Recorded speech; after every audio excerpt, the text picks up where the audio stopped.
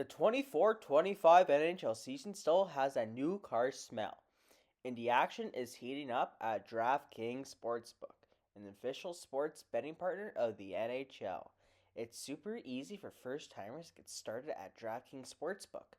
Try betting on something simple like picking a team to win. For example, today the Vancouver Canucks play the Utah Hockey Club. The puck line is set at plus 100 for the Canucks and minus 120 for the Utah Hockey Club. Just place your bet, pick who can win, hell, pick a goal scorer to see if they can score a goal. And if you are new to DraftKings, listen up. New customers bet $5 to get $200 in bonus bets instantly. Download the DraftKings Sportsbook app now and use code THPN. That's code THPN for new customers to get $200 in bonus bets when you bet just $5 only on DraftKings. The crown is yours. Gambling problem? Call 1-800-GAMBLER. In New York, call 877-8-HOPENY or text HOPENY 467-369. In Connecticut, help is available for problem gambling. Call 888-789-7777 or visit ccpg.org. Please play responsibly. On behalf of Boot Hill Casino and Resort in Kansas, 21 and over. Age and eligibility varies by jurisdiction. Void in Ontario. Bonus bets expire 168 hours after issuance. For additional terms and responsible gaming resources, see dkng.co/ice.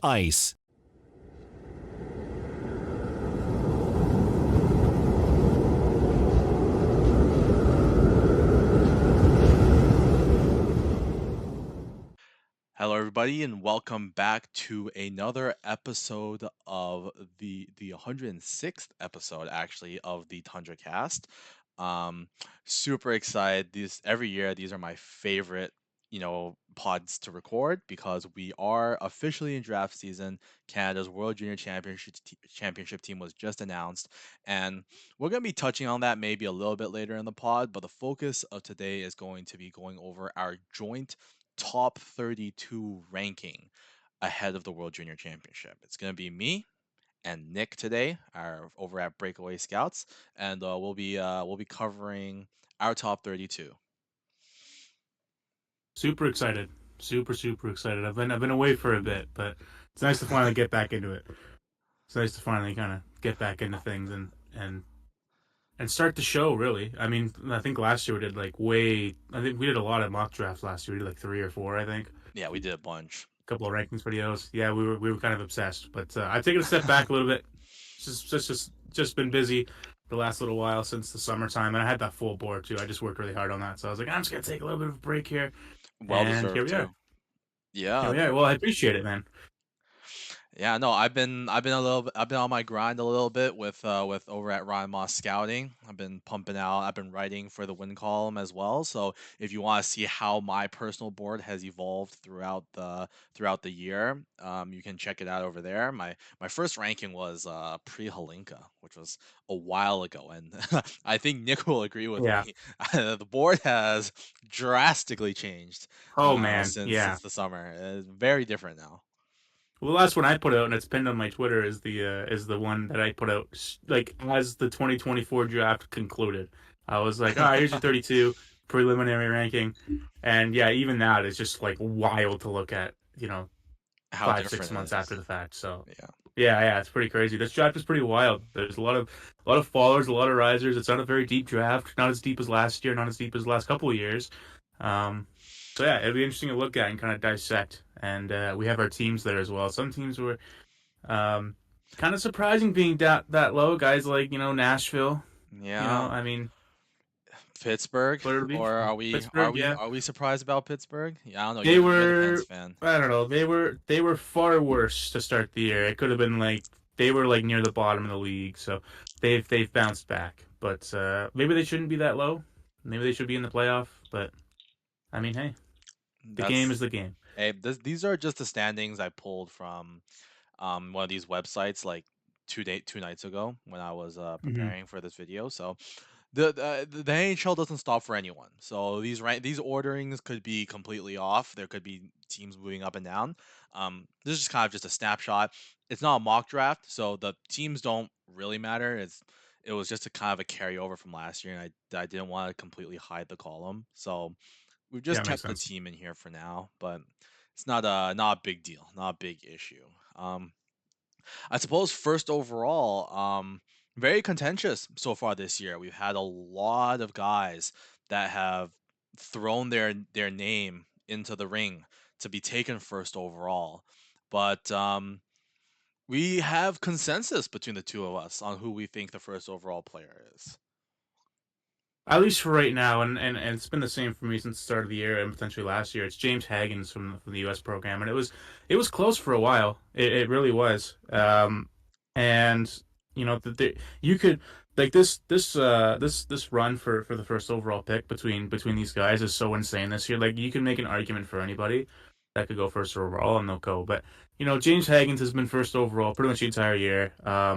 People kind of saying he's had a bit of a slow start for Boston College. I don't really think so. He's the point of games. He's got 20 points in 16 games right now.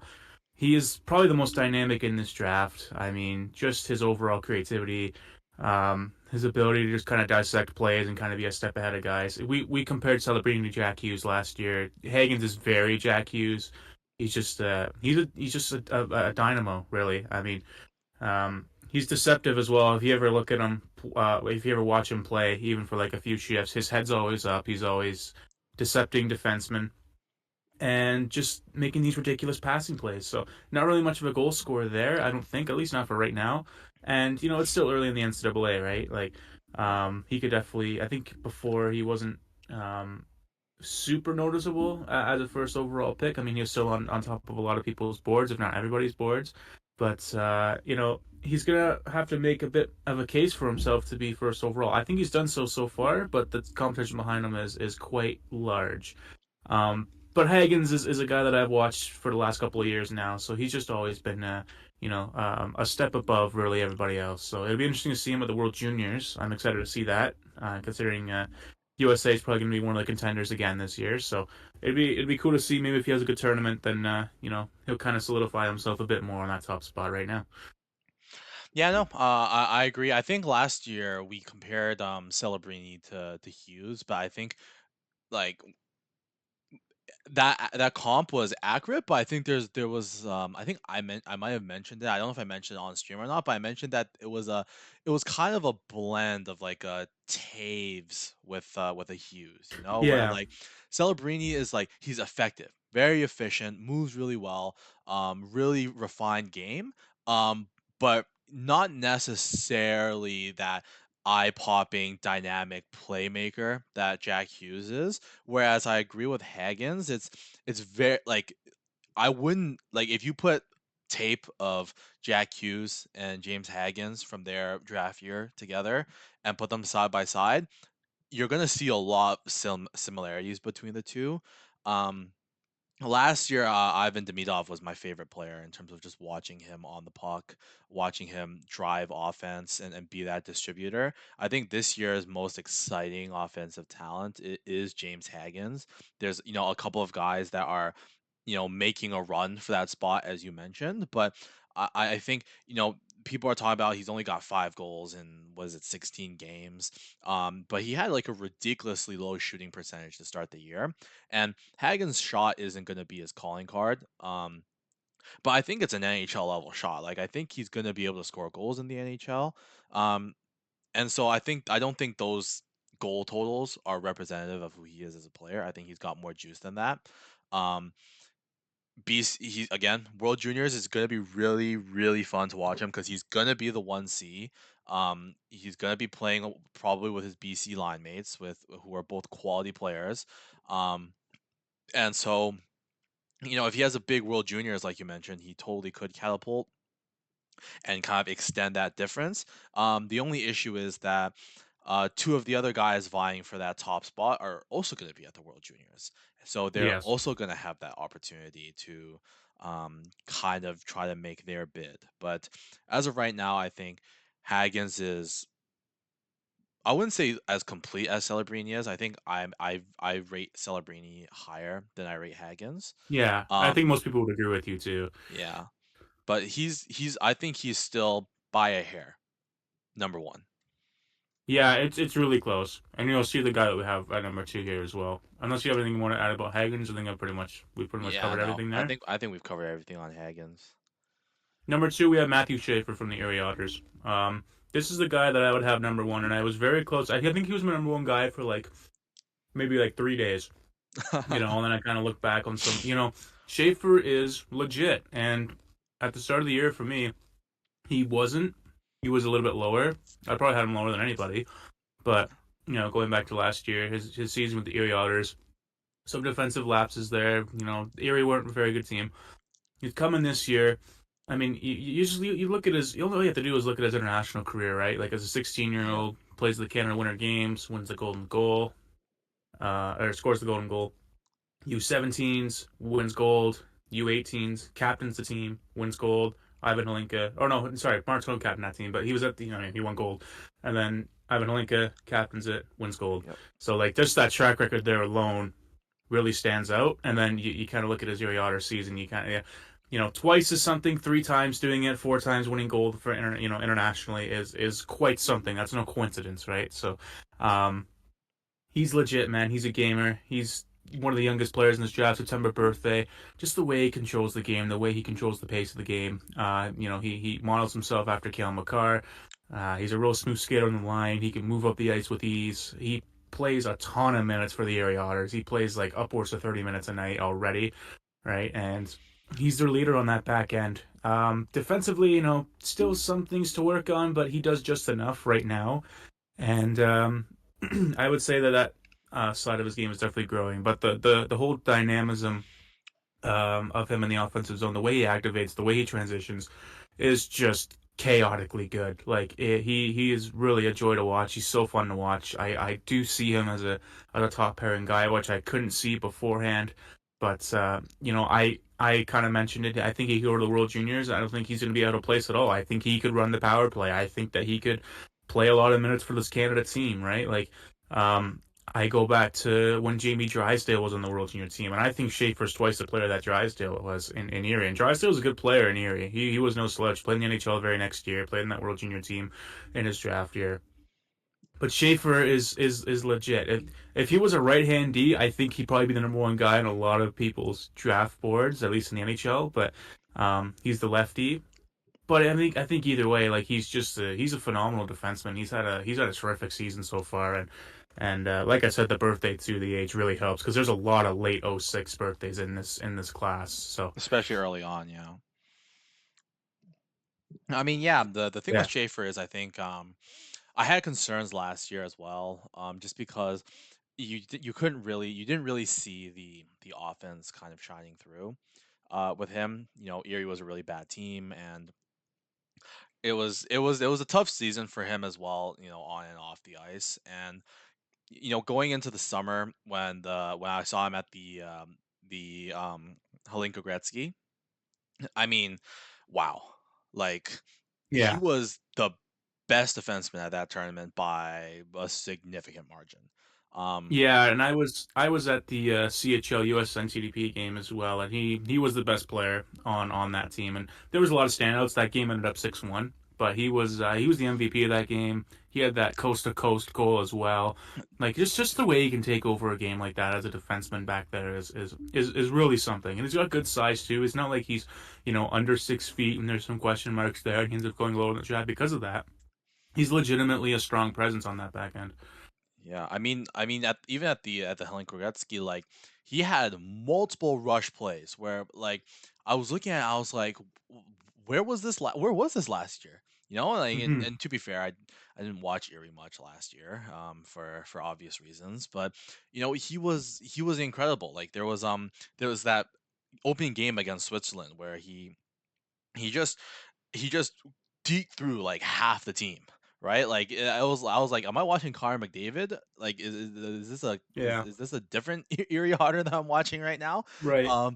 But he's got smooth hands, and I think the big thing about him is how much he can control the game with efficiency too. Like, he picks his moments to jump into the rush, and like he times them perfectly, and he has the hands and the shot to to score and finish those opportunities. But his ability to quarterback a power play, his ability to defend rushes, like, he wasn't just Canada's best offensive defenseman at that tournament. Like he played like 28 minutes a game at the Hlinka Gretzky. Like he was Canada's number one defenseman out and out. Played defensive zone draws, offensive zone draws, and defensively, he's 6'1", but he doesn't necessarily play up to that size.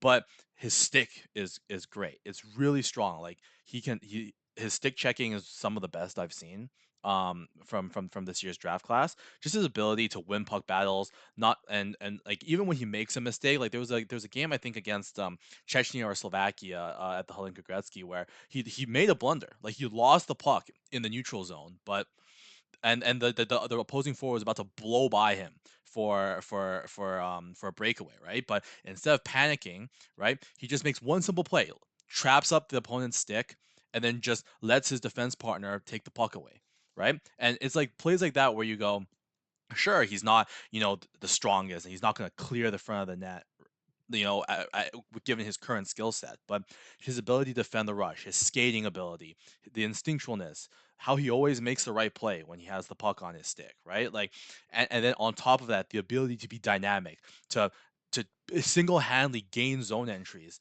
just with his skating and puck handling. And then as well as his above average shooting and his amazing passing. Like this kid is a number one defenseman in the NHL. And I think if I had to rank based off of draft year defenseman from last year, it might be recency bias, but as much as I love Zeev Boehm, and as much as I think Sam Dickinson is going to be a great top pair defenseman as well, I probably have Schaefer first. If No, all three of those I guys think I would were, agree with you. I yeah, think I would agree with you. I think it's like close because the D class last year was really large and really deep, but like he's definitely up there for sure. yeah. Um, Number three was as I expected, but I did think that there might have been a chance that just given kind of the hot streak that a certain Saginaw Spirit was having, that maybe he would have moved down. But we both stuck him. We both kept him here at 3. I actually had him at 2 at the start of the year before the Halinka because of his crazy U18s. But Porter Martone of the Brampton Steelheads is our third ranked player. Yeah, Martone. I mean, it's really the size. It's the complete game that he brings. I think at the start of the year there was some question marks around his consistency, and I've never really seen that at all. I mean, if you look at his points, you look at how much he produces for a good Steelheads team. I mean, you don't really see that at all. I think it was Stephen Ellis in his recent World Junior breakdown. I think he said that one scout called him Corey Perry, but with better skating. Which Corey Mm, Perry, once upon a time, was a Hart winner. Rocket yeah. Richard winner, 50 goals, right? So that's pretty high praise. So, and you can see it. He's very skilled. He's one of the best passers in this draft. For a 6'3" guy, that's very tantalizing. Um, just his ability to kind of drive play on his line as well. I mean, he plays with guys like Rakoff, and he's probably the best player on that line, or at least one of the better drivers on that line for sure. So, and that includes the defenseman, right? So, I think the thing with him is that his size, he's 6'3", but he doesn't really use it as much as he could. Like, I think he could be like physically dominant in the OHL and put up, more numbers and whatnot. I think he relies a lot on just his shiftiness defensively, his ability to kind of get inside guys and use his stick, which is really strong. He's at the big reach, right? So, people are gonna have that certain Saginaw player probably ahead. It's very close, Yeah. because he also plays very good two-way game, but. Um, yeah, I think Martone for right now is the third guy, but again, it's really close. Like between all these four people is it's quite marginal. Yeah, no,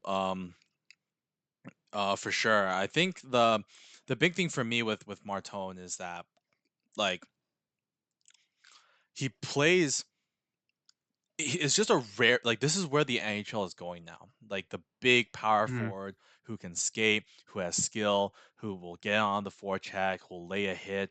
And Martone's just always engaged for me. He's so active trying to win puck battles. And he probably could use that to leverage it more on the defensive end, but I think offensively, he's a wrecking ball to handle out there. Like it's difficult to contain him when he puts his heart to it. Wide array of moves. He's got shiftiness. He's great in the cycle game. He's great along the boards. He's got a wicked shot, heavy release. So he's gonna score a lot of goals. Is there anything better than attending an NHL game live? I don't think so. All the endless action, the hits, the shots, the goals, the brawls, everything you can think about in a hockey game, while players are going a million miles per hour. My favorite memory of an NHL game was when the Oilers played the Rangers on November 2021. And up front, I saw Connor McDavid pull off the best goal I've ever seen live. Do you want to watch an NHL game live? Or maybe an NBA, NFL game? Or maybe you want to attend a concert or a show or something else? Well, then use Game Time. Game Time allows you to find better deals on sports, concerts, and more by creating the best deals for you. There are many ways to save money on tickets, no matter when or where you buy it. Game Time Picks shows you only the best values on tickets, including last-minute deals on tickets right up to the start of the event, and even an hour after it starts. For example, this Saturday, the Sharks and Macklin Celebrini play Connor McDavid and the Oilers for the first time this season. Tickets, such as Upper Bowl Section 218, cost only $65, which is just a steal. Some of my favorite features on Game Time include getting a look of where you will sit before you buy with a view on the seats on the app. And Game Time also guarantees you the lowest prices with excellent coverage. Take the hassle and the guesswork out of buying tickets with Game Time when you create an account using code THPN for $20 off your first purchase. Download the Game Time app, create an account, and use code THPN for your $20 off your first purchase. Terms apply. Again, create an account, redeem code THPN for $20 off. Download Game Time today. What time is it? It's game time. He's got the vision, and he's making use of that this year with Rakoff, who's a great scorer in his own right. And those two, at least right now, look like they're going to be line mates as well at the World Juniors this year, based off of today's practice. I think they have those two with Berkeley Catton centering them, and that's going to be a heck of a line to contain if Yeah, you're that's a the Oilers crazy team. line. That's a Yeah, that's ridiculous wild. line. Catton's. I have my concerns about Catton defensively at center, but like Martone is more than fine defensively. I think Rakoff is fine defensively, but that line is going to score a lot of goals. They're going to create Yeah, a that's a lot of creative line. offense. Yeah, no kidding. Yeah, I mean, I think that's the big thing, right? Like Martone is miles ahead of Lindstrom, who like last year, like before his injury, a lot of people had Lindstrom at like fourth overall last year. Hmm. So this class is like pretty top heavy. But I mean, I think this is the one year that you probably don't want first overall. Like I think if like, you're the Ducks right now, right? Like you kind of low key want to be 3 or 4 because it's like you take that kind of like difficult decision away. Because I could see a case of Martone at 1. He's big, strong, dynamic offensively, every tool in the toolbox. Great skater, so you don't have to worry about potentially drafting a Nick Ritchie type where the skating really does become an issue where he can't contribute in transition. He's a negative, in terms of defensive consistency because getting back and changing directions and covering players, right? Like Martone doesn't have those kinds of concerns. And I mean, I'm just gonna pose this question to you: like Quinn Byfield, Leo Carlson, Beckett Seneke, Porter Martone. Where would you put Martone up in that list? Because I mean, in terms of like draft year guys, because I think like Martone would be for me like 2A, 2B with Carlson. Like I think he's clear of Seneke. I think Byfield was just ridiculous for Sudbury. So you Yeah, kind of lost. Byfield was pretty crazy. I think you're right. I think Marcelo goes in like that 2A 2B. Like I think him and Carlson are somewhat similar in terms of stature. The only thing is Carlson's a center as well. Yeah. Um, and that might be what separates Marcelo from the rest of these guys in the end is that he's a winger. He doesn't play center, right? So Yeah, that's true. Exactly. Yeah. But that's a great top 3. Like as much as people say like like, oh, like if you lose this year, like this isn't a great class to like not be good. Like I don't know. Like I like That's there's a no. It's those, good. It's good at the top. like those top four players are still quality players. Speaking of fourth player, the aforementioned Saginaw Spirit, who I stupidly had at number 8 in my pre-Holinka rankings, Michael Misa. Yeah, I had him at 7 as well. There was a lot of question marks, I think, around Michael Misa. He's got a great pedigree, though. I mean, he's exceptional status. Played in the OHL early. Amazing in his first OHL season. And we kind of saw flashes of what we're seeing this season with how dynamic he is, how he can control a game. You know, he's over a goal a game, over 2 points per game now. I think he's just about 2 points per game in the OHL. He might even be exactly that, um, but last year with Misa, he was on a really good team. He was playing kind of more of that 3C 2C role. You know, he wasn't playing a ton of minutes, and he wasn't able to kind of show his true compete in the offensive zone. I mean, but I think that was kind of looking back, it might have been more of a benefit to him because he's won a Memorial Cup, and now he's played on a good team where he's had to be reliable defensively. And you go to this season, he's like 60% face-off percentage. Like he's insane in the circle. You know, he has really grown in his two-way style of play, his ability to strip pucks, his ability to get behind defensemen. It's really fun to watch his progression this season, right? And there's people that still see him as a winger, but he's playing center this year. Like he's legit option at center at the next level, I think. And yeah, man, he's just fun to watch. His skating is really great as well. It's up there with Martone and with the top guys in this class, and that's part of the reason why he's up here. Part of the reason why he's able to score so much. That he's very deceptive, kind of like a James Hagens type. He's able to get behind defensemen. He's able to find himself space. He's able to find his line mate space as well. He has just as many assists as he does goals, right? So, Yeah. um, but yeah, he's been a joy to watch, and I'm I think I said at the beginning of the year that if there's anyone, and Schaefer as well, that I would love to see them have good years to kind of solidify that, hey, they're still around, they're still legitimate, and he's shown that this year, man. Yeah, I mean he's not gonna get the World Junior Championship bump that the other three are gonna get, Yeah, which is and I feel like unfortunate. he should, but hey, that's a young team too, so Yeah, I mean, we were talking about this the other day. Like, I can't remember the last time Canada took 4 draft eligible players, or like, well, technically McKenna yeah, is not draft eligible, but 4 guys who haven't been drafted yet, younger underage players to the World Juniors. Like, last time was Byfield, Lafreniere, and Drysdale, and Byfield, Lafreniere, and like they haven't really panned out at the NHL level, the right. way that we might have expected them to, but all 3 were quality prospects at the time. And so I think it kind of speaks to Schaefer and Martone that like Martone's expected to be in a top 6 role right now with Catton and Rakoff. And then I have a feeling by the end of the tournament Schaefer is going to be playing like 25 26 minutes a night for Canada because you know Yeah. I'm not going to criticize Hockey Canada, but I'm just saying that blue line is like a Hockey Canada blue line. You know what I mean? Like there were Hmm. there we could have had a better defense than the one we ended up settling on, but I have a feeling Schaefer is gonna separate himself. But with Misa, like you mentioned last year, like they brought in Owen Beck at the deadline, which kind of pushed Misa a little bit further down the depth chart, and he didn't play nearly as much. He wasn't the focal point. He wasn't expected to drive offense. Zane Parak is on that team, um, but like he played penalty kill for Saginaw. Like they really lean on him to try to develop his game. He was, and that's not even. It's not even to say that he had a bad season. Um, Last year, right? It was like his second season in the OHL, and he had like Martone type numbers. Like the reason like Martone got the early bump over him was because Martone went to the U18s and was incredible, captained the U18s and was incredible, and Misa didn't.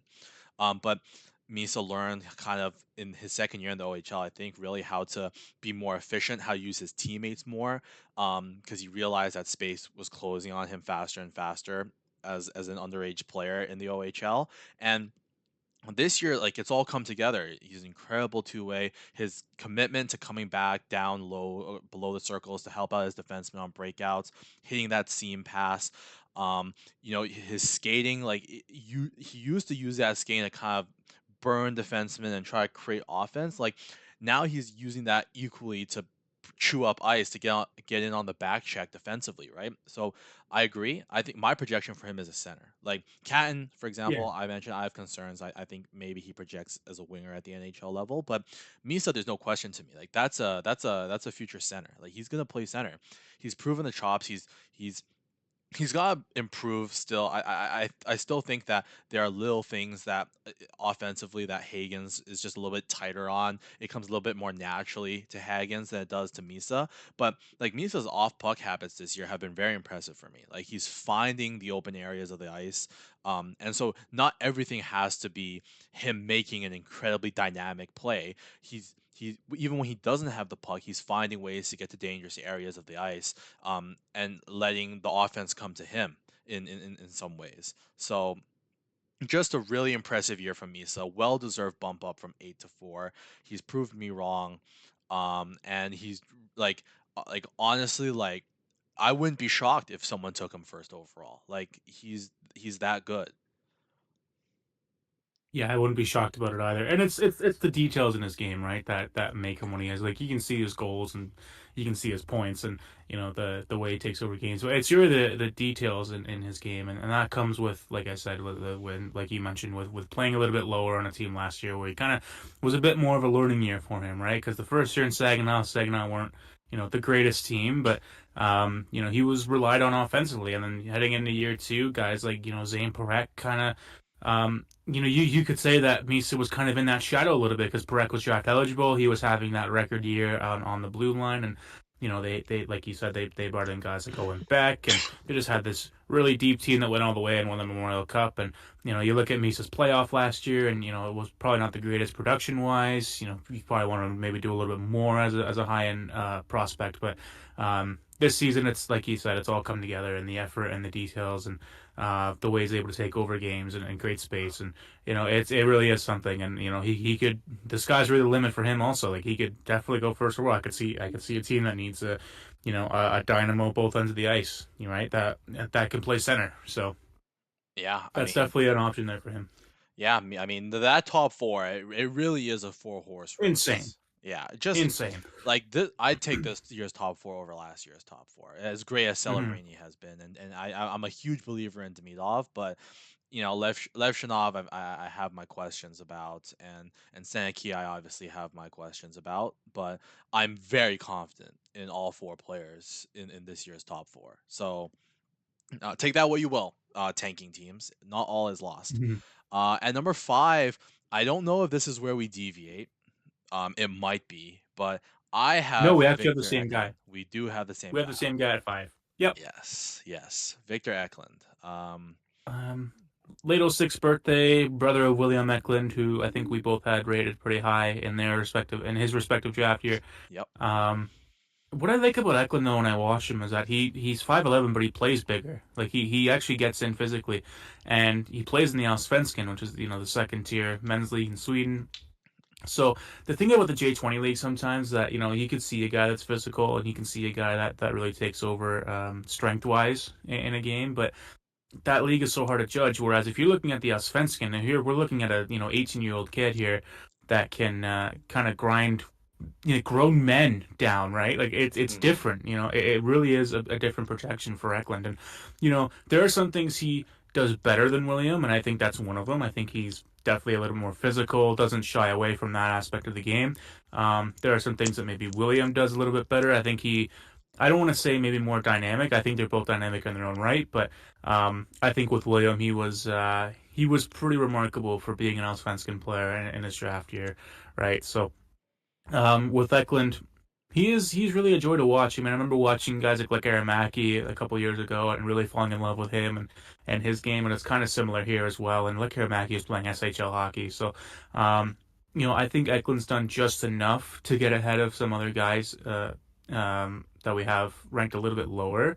And again, it's the details in his game as well that separate him. So.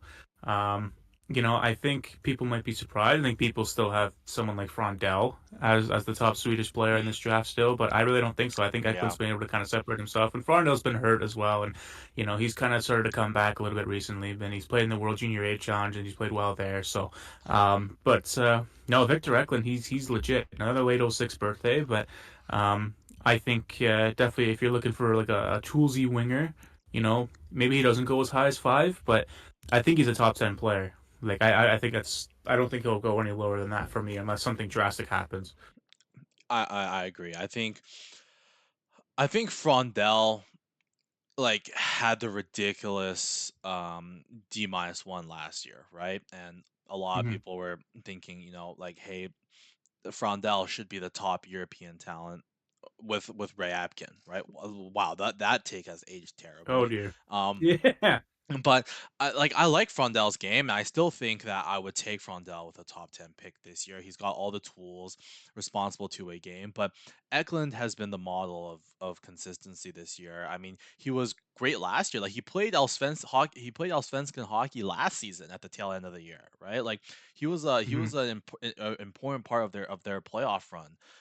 So he was already playing pro last year, and then this year he made Jurgens when Frondell didn't. And again, obviously Frondell got hurt. He had that foot injury or ankle injury when he was playing at the Helinka. Was it the Helinka Gretzky where he got hurt? I think so, right? Or was it the Four Um, Nations? I think it was the I Four think it Nations, was right? I think it was Four Nations. Yeah, Yeah. yeah, Yeah, he got injured at the Four Nations. And super unfortunate for him. Slow start. Frondell's playing now for the same team as Eklund, but Eklund's been super productive this year.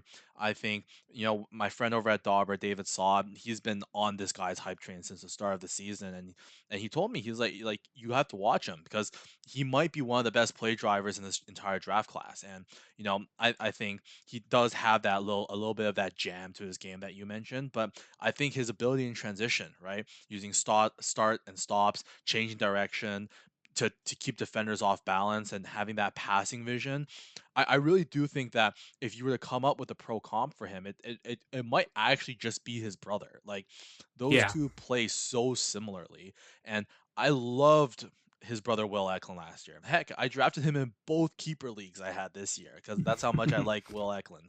And his brother, I think his brother is every bit as good as Will was, who's in the middle of a breakout season this year for San Jose. Um, and you know, he's a winger, and so that might ding his value a bit. There's a couple of centers. Frondell's a center. There's a couple other centers, guys who can play center in this top 10 range.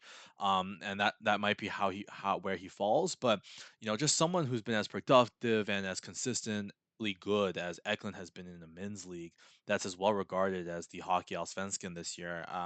It's hard not to think positively of him, especially since he's so creative and efficient as a play driver as well at the same time.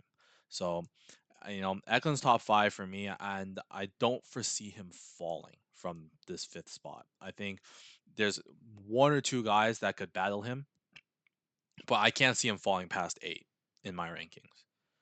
Yeah, that could be at the World Juniors too, so that'll be fun to watch as well. And I think that's well deserved. I mean, he plays in a good league and he's producing and he's playing well off the puck. So I think it's well deserved for Victor Eklund.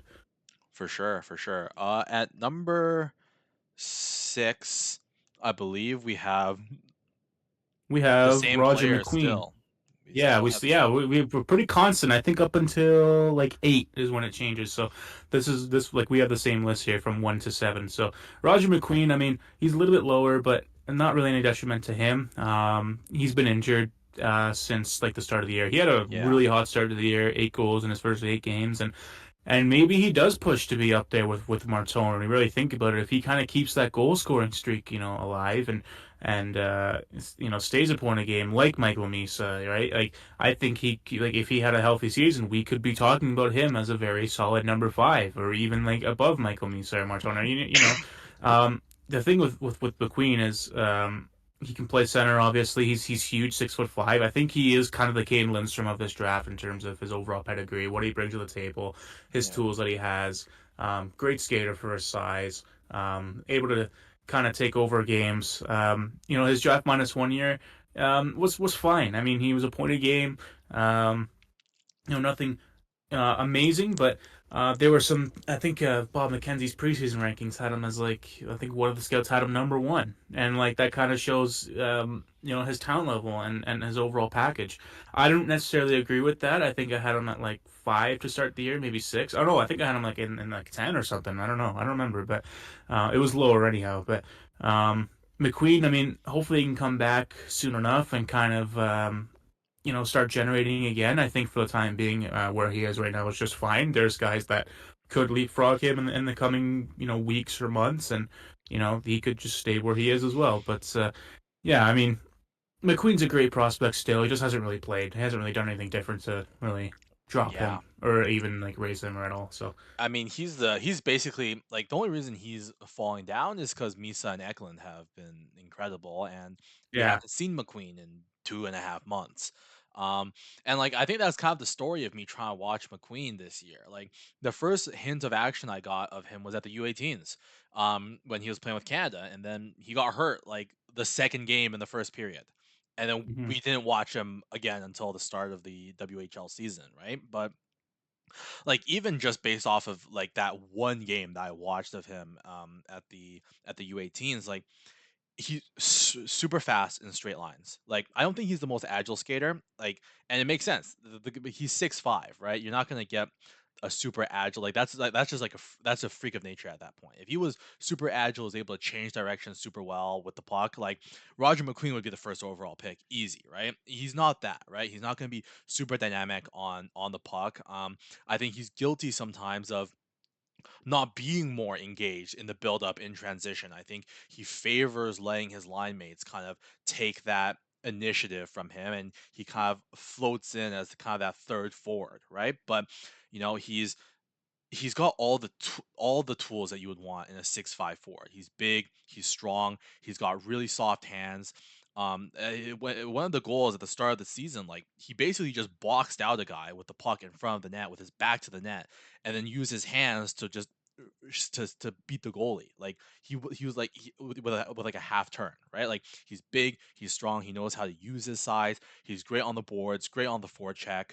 Um, and he played and he has a good shot. Like I think he leaned playmaker in his D-1, and then this year to start the season, he kind of made an emphasis that he was going to shoot more, and it's done wonders. He's got a really hard shot. He's got a great feel in front of the net, and he's parked in that OV spot on Brandon's power play. Like he's got that one timer as well. So he's a really good player. I think I had him at 5 to start the year, just because I like just based off his U18, like that one game of U18 tape, like I could see the vision with him, right? Super fast in straight lines, really direct player, does all the little things right in board battles in front of the net. Um, and I think, he's just got to continue to grow in terms of kind of being more engaged throughout the game in transition, building, kind of like building his skill set even further, because, you know, you're going to be drafting him off of upside at his height, but you want him to be able to dominate a game, right? And it's hard to do that when you constantly defer to your teammates to have the puck, right? Like ideally with a guy like McQueen, you want to see that Martone type energy where you want the puck, you want to dominate, you want to win the puck, and you want to distribute the puck and score the puck, right? And I think with McQueen, he's a little too passive. But at that size, with those raw tools that he has, he's got to be a top 10 pick, even with those concerns. Yeah, I can't help but agree with all that. I mean, um, just like I said, a complete package in the WHL again this season. So, number 7 again, we're sticking with the same between both lists here. We have Caleb Desnoyers from the Moncton Wildcats, and he's a lot of fun to watch. I mean, great skater. There's clips of him just deking through teams in the Quebec League. There's a few of those guys in the Quebec League. I think he's far and beyond the more complete, the better overall prospect than anyone out of that region. He played on a line at the CHL game with Misa and Martone, which is pretty insane. Like that line is Ridiculous. That line is ridiculous. Yeah, and they produced really well. They all fed off each other. They all drove play really well, and Denoy was no exception to that. I think you could put him equally with Marton and Misa in that game that I watched. So, I think that speaks a lot of volumes in terms of his projection this year. I think at one point I had him ahead of Roger McQueen, and I think that could end up being the case come draft day. We'll see, but um, April birthday, true eligible. First overall pick in the Quebec League draft as well. He's just grown since his rookie year, and he was great his rookie year as well. He was the best rookie in the Quebec League last year, pretty much bar none. And yeah, he's gonna be a fun one to watch. I think in the coming months as well. So, um, I know you were you were hoping that he maybe got a show for the World Juniors as well. Like, I mean, I feel Yeah. like him as a 3C, 4C, I don't think that would have been a bad shout. I mean, again, a lot of draft eligibles in this team, but I mean, it kind of makes you think. Just he's not super toolsy, but he has a good blend that he can bring to the table too. He's just so effective, and I think of all the players, like from this point on, you could even honestly say from starting from 5 and downwards, like I'm hard pressed to find a player that I think has a higher floor in this draft than Caleb Denoye. Like he's just got such a translatable skill set because he does everything well, right? And you could see Yeah. that at the Helinka Gretzky. Like I can't remember the last time I watched a Team Canada at whether it's the World Juniors, Helinka, the U18s, where I saw a guy who was integral on power play one, played penalty kill one, and then also took pretty much all of the defensive zone faceoffs.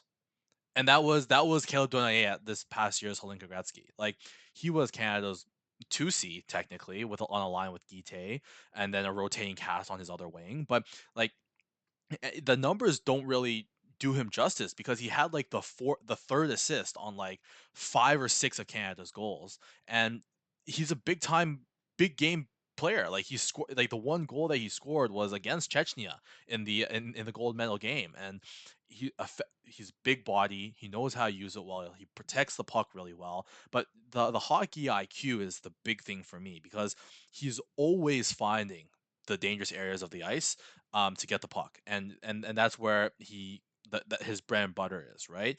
But again, just a super complete player, all 3 zones, skates really well at his size, effortless skater, has good enough hands, has a really heavy shot. Um, Again, like you mentioned, kind of lacks that dynamic deceptiveness to his game, but like he's so efficient in every other facet of his game.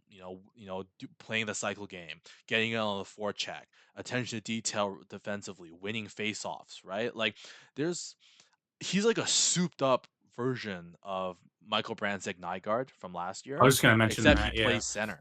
And that's what's so great about his game is that if whoever takes him on draft night, like if Detroit, who's not really good right now, as you can see, if they take Caleb Duvernay, everyone's gonna be like, oh wow, look at Detroit taking another high ceiling player. But the thing with Denoye is like you can envision him being the 2C on your Stanley Cup winning team because like it might not be the sexy pick, but every Stanley Cup winner needs a player like that, right? Like he's not going to be a Sasha Barkov, right? But like Lundell is a guy who kind of had that similar kind of description in his draft year, right? Anthony Cirelli is another guy. Like you need these two-way forwards who aren't going to drive offense, but they do everything else so well that they contribute to wins.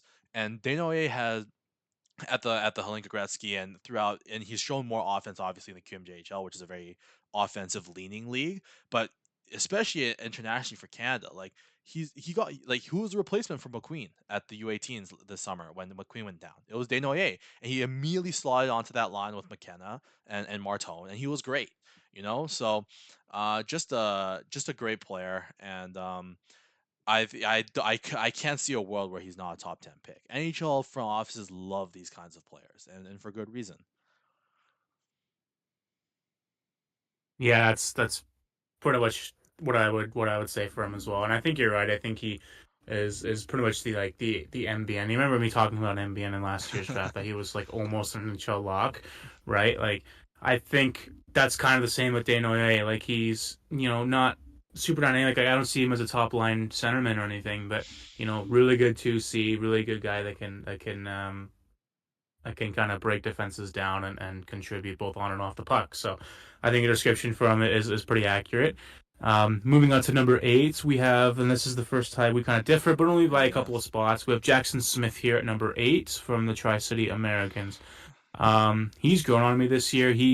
The thing that really stands out for him is he's an elite skater on that blue line, man. He can change direction for such a big man as well, 6'3". Like I think when you compare him to someone like Dickinson, who was very high on, Jackson Smith's a better skater. Like he's Yeah. able to Oh, walk the line really well. He's able to be deceptive for against forwards that are trying to press him. Right, he's able to get out of those situations, and he's physical. Like in the CHL US NCTP game, he threw a couple of real strong hits and really made his presence known on that back end. Like, this is a legit two-way defenseman that could be a top pairing guy one day, and he's probably the more complete defenseman in this draft. When you look at his size and his skating, his physicality, his ability to create offense, his ability to break down the opposing forwards as well. Like his transition game's really good. He's able to bring the puck up the ice here and there as well,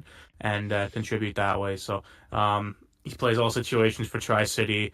And he's an awesome defenseman there. I think clear cut it's Schaefer that's as a top defenseman, but Jackson Smith I think could be the clear cut number 2, especially looking at some of the other defensemen that are going probably later in this draft, or at least in this first round, that he's the one with almost no glaring holes in his game, and that speaks a lot of volumes for him. So I think he'll go pretty high in this draft, just based on that. yeah. I mean, Jackson Smith pre-Holinka, by the end of the Holinka, I already had him tabbed as like a top 20 player, just because outside of Matthew Schaefer at that tournament, the standout for me in terms of just flash moments, like you notice him on your screen, was Jackson Smith, right? Like you could see his physicality ramp up through games. Like at the start of the games, a lot of stick checking, really, focused on kind of like being sound positionally, but then like as the game gets more intense, and temperatures start to flare, like he really leans into guys. Like he's 6'3", and you can feel that he's 6'3" when he lays some of those hits. Like he plays with an edge, especially as those games against like Sweden and Chechnya started getting heated at the Holinka. Like you could see Jackson Smith's kind of intensity ramp up throughout that game, and you want those kinds of players come playoff time where every game matters, right? He played on his offside for Canada too at the Holinka Gretzky, which I thought is very useful for him, right? Just being able to show that adaptability and versatility. It's not easy to play your offside, and he played basically the entire tournament on the right side, and he was very effective. I thought a lot of people had Reese Hamilton going into the year as their number one WHL defenseman. Really unfortunate for Hamilton, who I still think is a nice, useful player, but he just doesn't have the dynamic ability and traits that Jackson Smith has with the puck. Like Jackson Smith, like I think outside of Schaefer, led Canada's blue line in terms of just generating entries and like attacking the slot. Like his ability to use his hands and his skating and his size to get into the dangerous areas of the ice for scoring opportunities was ridiculous. The one criticism I would have for him is that like it does get a little too ridiculous sometimes. I think he knows he's 6'3", freakishly athletic and with great hands, and he tries to use that a little too much. I'd like to see him rein it in a little bit. And defensively, at times, I think he can be a little bit reachy with the puck, reachy with his defense. There might be a couple of holding penalties at the NHL level. Um, he's a little grabby, but the last thing is just that there were a couple moments, where he had the puck, and he opted to shoot first instead of seeing his teammate with a better angle, a better opportunity, and that just comes to him, sometimes relying on his ridiculous skill set a little bit too much, right? Just, him wanting to kind of make that play and getting a little tunnel visioned. But he's been ridiculously effective this year on the power play for Tri City. He's been their catalyst on the back end offensively. And 6'3", skates like the wind. You can't go wrong with that kind of player. Um, and I think if you're at this point in the draft with defensemen, like there's a couple of good ones, but if it were me, like I would be swinging for upside here. And Jackson Smith at his best could be better than Matthew Schaefer. And that's like, it feels ridiculous to say because Schaefer is just so ridiculously good. But if everything about Jackson Smith hits at 6'3" with that level of physicality and size and that skill set offensively, like it wouldn't shock me if Jackson Smith 10, 15 years from now, we look back at it and say, man, like he should have been a top 5 pick. He should have been right up there with Schaefer. So really big fan of him. He's grown on me a lot throughout the season, in terms of just showing me that his Hlinka Gretzky wasn't just a flash in the pan, and that's just who he is on a night to night basis. But another like at least up to this point of the draft, another relatively young player, a 2007 birthday, May, which is like almost in that summer region where like yeah, he's pretty young for this draft class to this point as well. So yeah, no, love myself from Jackson Smith. He's a great player. I think if all goes well, he might be like a more Sider type of to come out of this draft. Like I really believe that. Like his Oh, I can see intensity, that. Yeah. like and Mort Sider's a guy that went really high in his draft year. Remember, and everyone was like kind of shocked, including myself. And look at him now; he's number one D man by far on that Detroit team, by the way. But I think generally he's a number one D man, right? Like Yeah. physically, he brings it. Offensively, he brings it. He's just he's a stud on skates. Like he's huge, he's a giant, and he can skate really well. And yeah, I could definitely see that as like a ceiling for him. It would be someone like Sider. Like they play very similarly. Um, Number nine's a guy that's been kind of dropping in a lot of boards, but it's Anton Frondel from Djurgården, the same team as Eklund there, and he's been hurt. And we go back to last year and how he was just a monster, right? Like he, Yeah. at 6 feet, like he was getting into the dirty areas, he was scoring tons of goals. In tournament play, he was legit as well, and he's not going to the World Juniors, he's playing at the World Junior A, and that might hurt his stock a little bit, but he's coming back from injury slowly but surely, and he's kind of showing that dynamism again, and we'll see with Frondell as he plays a bit more games this season, how he can progress. But I think upside wise, he's still up there with Eklund. He's still up there with McQueen, right? Like he's a legit prospect. I think I had him like second in my prelim rankings. So that just shows the upside he's got. So hasn't gone amazing for him so far this year, but I think he has enough tools to kind of make it happen. So maybe not two or three or anything, but to have to be higher on our list and then to be higher in the consensus list as well. Yeah, I mean the big thing with him is I think we talked about how Lindstrom's injury last year kind of really tanked his draft stock a little bit. And it ended up not happening because Columbus still took him with the top 5 pick, right? But Yeah. with Frondell, it's like his season ended last year with a lower body injury, and then he goes into the summer before the season even starts to the Four Nations, and he needs knee surgery, misses the first 4 or 5 weeks of the year, comes back, doesn't make Jordan's main team, has to play at the J20 level where he obviously plays well enough that he gets the call up, and I think he only got the call up like 2 weeks ago, and he's played a handful of games, and he's produced fine. I think he's around half a point a game right now, but it's just a far cry from last year where he was setting like I think he had like a J20 national like record, like 39 points in 29 games at the J20 level.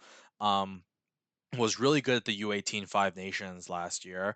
Um, and like I think he plays like a really refined game, and it's why like you mentioned you would have him at the start of the season in the top 3 or 4 because he seals the wall well on the forecheck. I love his stick work. Like he's one of the best stick checkers in the draft for me. Just using it to steal pucks. Like it reminds me of Grebenkin, who's not like that tier of prospect in his draft year, but like I've been watching Grebenkin a lot lately since he's been called up to the Leafs and throughout preseason. And Frondell reminds me of that, just the ability to win back pucks, and that's always a trait that NHL teams value. And then on top of that, like he's got a ridiculous shot. Like we talk about great shots in this draft. McQueen's got a great shot. Martone's got a great shot. Desnoyers got an underrated shot. Like Frondell might have the best shot in this draft class. Like that release is nasty, gets off quick.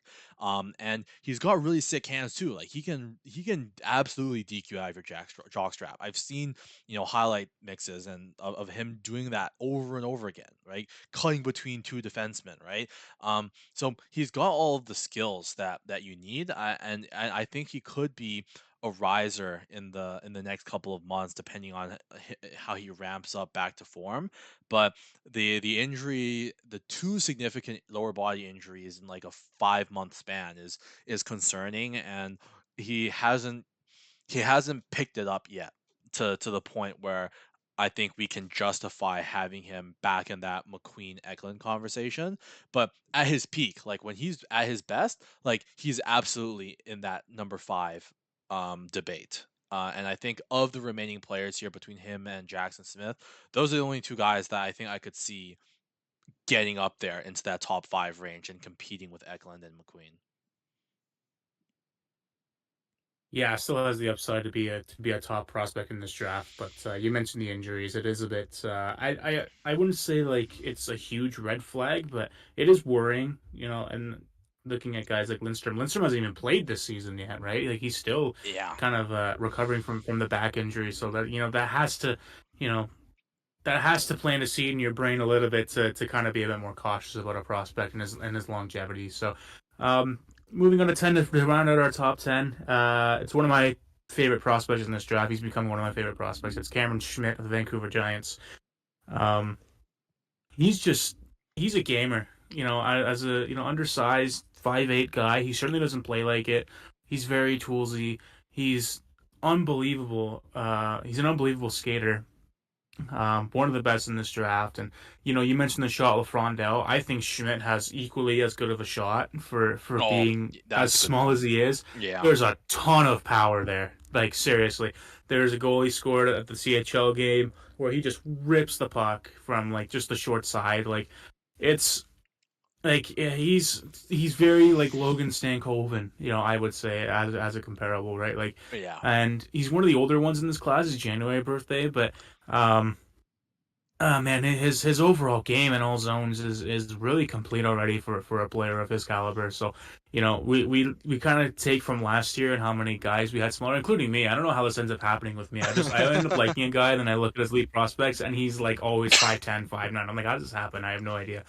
But with Schmidt, it really feels different. It really feels like there's a guy that can really drive offense well, can really take over. And defensively, he really grinds in as well. Like he's no slouch on that side of the puck. Like, um, so yeah, I mean, then this WHL class, by the way, is ridiculous. Like, there's so Oh many yeah. good players. Holy. Like, like there's like 12 that could go in this first round. But Oh no, yeah, for Schmidt is sure. definitely up there. Yeah, but Yeah, I but think I Schmidt think our is next guy is insane. gonna be a WHL guy. I think where did you have Yeah, Schmidt? I think I had him 8, right? I had him at 8. Yeah, that's Yeah. right. I I That's I have right. Sch- And I have then Schmidt at 12, so I'm not that far behind you. yeah, and it really came from that CHL game where you kind of got a taste of him, right? Of how he can drive play and how dynamic he is. Like just pure dynamic offense. Like he's one of the best in this draft for sure.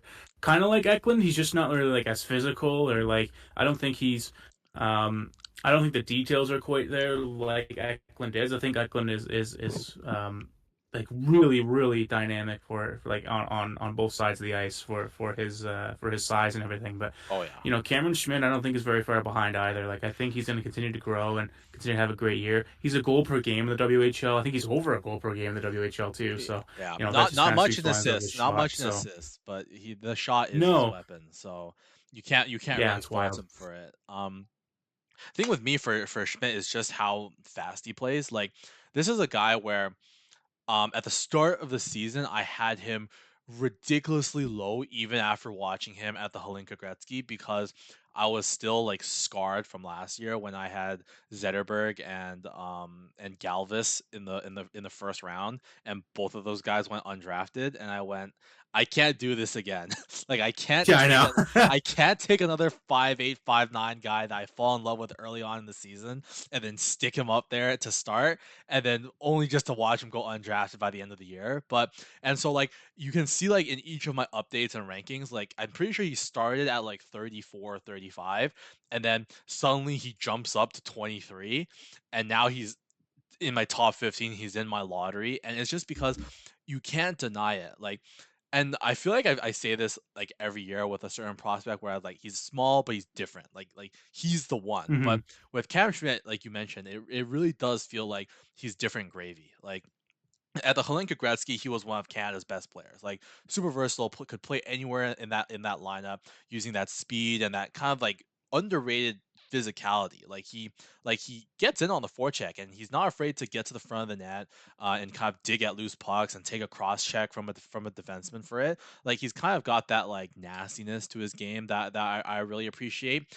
and the speed that he plays at, his ability to like he doesn't have to do it, but I think he's been a catalyst in transition for Vancouver this year. Like like when NHL teams do that drop back on the power play, the Leafs drive me crazy with it. But like the drop back on the power play for Vancouver features Cameron Schmidt a ton. Like they love getting him with the puck, getting him the puck with speed to enter the zone, and on top of that, that ridiculous shot that he has, just he's a bit of a hothead. Like at the Hlinka Gretzky, like he took a couple penalties in a few big games because he was just getting into it with an opposing defenseman. But I think at that size, when you can show that kind of heart to back your speed and your ability to score, um, just insane release, insane shot. And it's I think going into the year, both of our favorite short king was Adam Bannock. Hmm. And Bannock's been fine in the USHL, but Cameron Schmidt has been on a whole other level, and yeah, I think it's difficult not to have him in your top 20 at least. But we both have him in our lottery, so great player. He's off to a great Yeah, start. I think Cameron Schmidt is what we thought Adam Bennock would be at the start of the year. Like, Yeah, I think we equally had Bennock like close to the top five. I think he was like my fifth ranked guy. Like, just him taking over Bannock the was only Linka. But 19th for me, but again, like I okay, had Bannock lower just because I was scarred from you being cautious, I last know. year's. Yeah, Yeah, and I'm the same way. I'm like looking at Galvis again, and I'm like, do we want to like go down this road again and whatever. So, I mean, Um, moving on to 11, we'll kind of speed it up just a little bit. I know you're kind of short on time, but 11th we have another WHLer playing a really good Everett Silvertips team. It's Carter Bear. Now you have him, I think, ranked a little higher than I do. I have him at 11. Again, yeah. So again, with Bear, just taking over offensively this year, and we mentioned him playing on Everett, and they have a certain prospect by the name of Landon Dupont, who we're going to be talking about quite a bit in the next year or two, who's just insane. But anyways, about Carter Bear, I mean, kind of equally with the shot as well. I mean, we have three straight prospects here whose shot is just ridiculous, right? Like Yep. there was a clip, I don't remember who it was against with Carter Bear, but he kind of like went inside outside our defenseman and just ripped it. Like it looked like it could go through the net, type of like Shea Weber wrist shot. Like it was insane. It was a crazy play. But another late 06 birthday as well. I didn't get a chance to watch him at CHL, so I don't have as great of a read on him as I do with some other prospects. Just because he's a little bit older, he didn't play in that CHL game. He ended up getting sick, I think, and ended up being like a late scratch. So, but yeah, I mean, we mentioned the goals again and the shooting and just the dynamic ability he brings offensively. So, another high end WHL prospect. He's definitely turning into that. Yeah, I mean, I think he plays the bumper role as well for Everett, at least in the couple games I caught on the power play, and very proficient in that role, and very nice touch passing and ability to get his shot off, very quick release, very deceptive release too. But he's just a great three zone player, like he very complete player in my opinion. Wins puck battles. I think he's centering that line with Heslop and Mietnin, who was drafted I think last year. But Yeah. great player. Like the production has taken off, and obviously part of that might just be the Landon Dupont effect, who's also been ridiculously good this year as an exceptional status player. But you know, very decisive player. He's one of my favorite risers in the draft this year. I think like I didn't he wasn't on my radar to start the year. He was unranked. And then even like my last update, like I had him I think 29th, and like that was already after he had that ridiculous tear, but like I only caught one game of him, you know? And like I focus on him a little bit more since, and he's just ridiculous. One of the most complete players in the entire class. He's above average in pretty much every skill set in my opinion.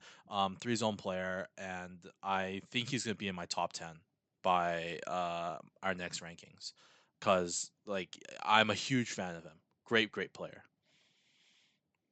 Yeah, that's high praise, especially in that league this year as well. So, um, number 12, we have Logan Hensler, defenseman from the University of Wisconsin. And I think the thing with him is that he's been another one of those defensemen or just players that have just fallen on some rankings. I think we had him, and a lot of people had him as maybe the best defenseman in this class, right? Yeah. At one point, but a weird situation in Wisconsin. Like I don't think offensively last year he was great. He had a great season last year with the under 18 team. You know, played with James Hagens and all these great players, and you know showed kind of his offensive upside. And he does have that. Like when he watches breakouts, when he watches transition play, like he's very skilled. He's one of the better, he's one of the better standouts in terms of that breakout and transition game. But and I think defensively, he's definitely shown so far this year that he can manage well in the NCAA. Like I don't think he's a total dumpster fire or anything.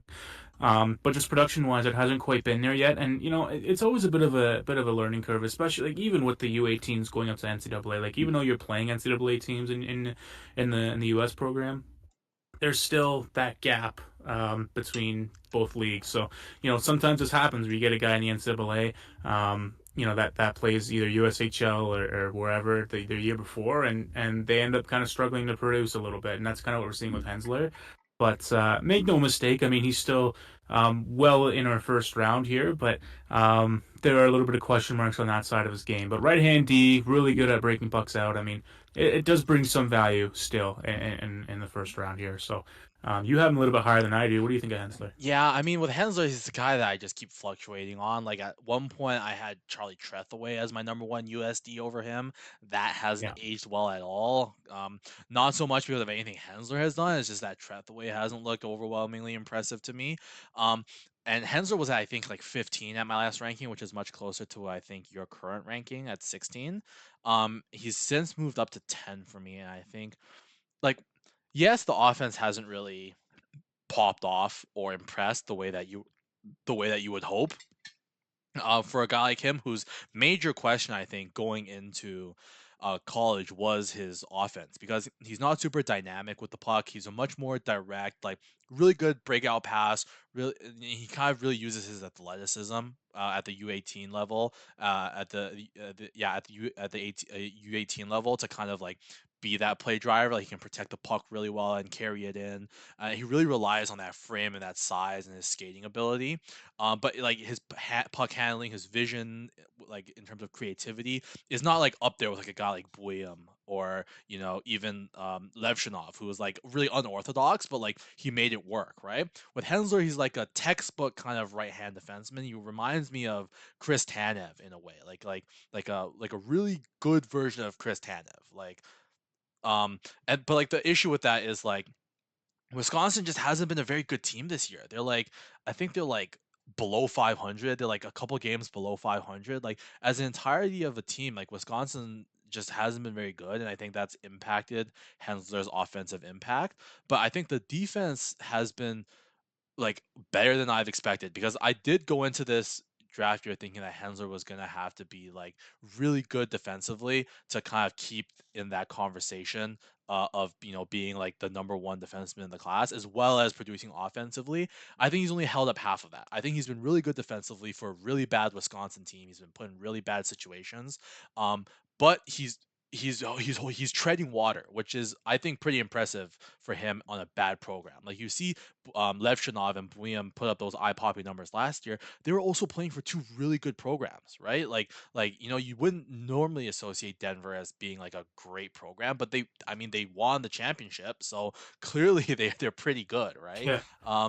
So I think with Hensler, like the defense, like as a floor in terms of defensive ability, with his athleticism, his size, his skating, I think he's going to become the best pure defensive defenseman out of everybody in this draft. The offense we have to see come around, but I just can't find myself able to kind of punish him too much of his inability to kind of break out offensively because his team is just so bad. Like Wisconsin has not been a good team this year. I don't think there's a lot of point producers on that team in general. Yeah, I mean it's kind of similar to like even when like Wisconsin a few years ago had like a really deep team on paper and they just couldn't produce. So I'm not sure if it's just a Wisconsin thing going on or what, but I mean it definitely has impacted his offense. Almost kind of similar to Hamilton, but Hamilton hasn't he's just hasn't really been able to play very many minutes, and that's kind of why he ended up getting moved there. So Yeah. with Hensler, he's been able to make it work. And he's still a decent mid first round guy there. Um, 13, we have Malcolm Spence, another Erie Otter forward. I'm pretty high on him. I've watched him for the last, I guess since he's been in the NHL, so the last couple years or so. Just a great compete level. He's able to drive play along the wall. He's great. He wins a lot of puck battles. He's able to use strength. He's able to use his stick. Just always in the right areas offensively as well. Like his hockey sense is up there, and being one of the better hockey minds in the draft.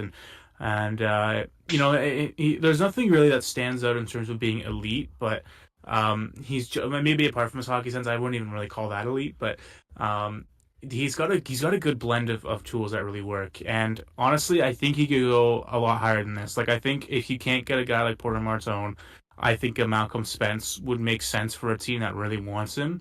Because he brings kind of a similar blend, right? Like again, not totally elite in every area, but just a well-rounded competitive kid. So Yeah. I really like him. I've been really high on him since like even last year, but Yeah, I think with Malcolm Spence, he's a guy who started the year in my top 10. Throughout the season has kind of like gone fringe top 10. Like he went from like 8, I think, to like 10/11. And this current version, I've dropped him down to 15, which is I think pretty low relative to where most people have him. And I don't want this to be like a Malcolm Spence hate thing for me because I really like him as a player. I thought he was great at the U18s in a fourth line role. He played at the yeah, right. He's at the U18s in the fourth line role for Canada, and I think he's a great player. All the things that you mentioned, he's been really productive for 2 seasons now in the OHL. I just I think there's a couple of guys that I have ahead of him where I just think that the offensive upside is a little bit higher at the NHL level. I see a little more dynamic ability. And really is one guy because I was gonna have him at 13, and there was just this one player that I've been watching a bit more recently, who's I think less well-rounded than Malcolm Spence. But when he like, if both players are playing at their best, I think I would rather have this player over him. But again, that's nothing against Malcolm Spence. I think he's a surefire, lottery slash tail end of the lottery draft pick at worst. Like he will not drop below 15 for me at any point this year.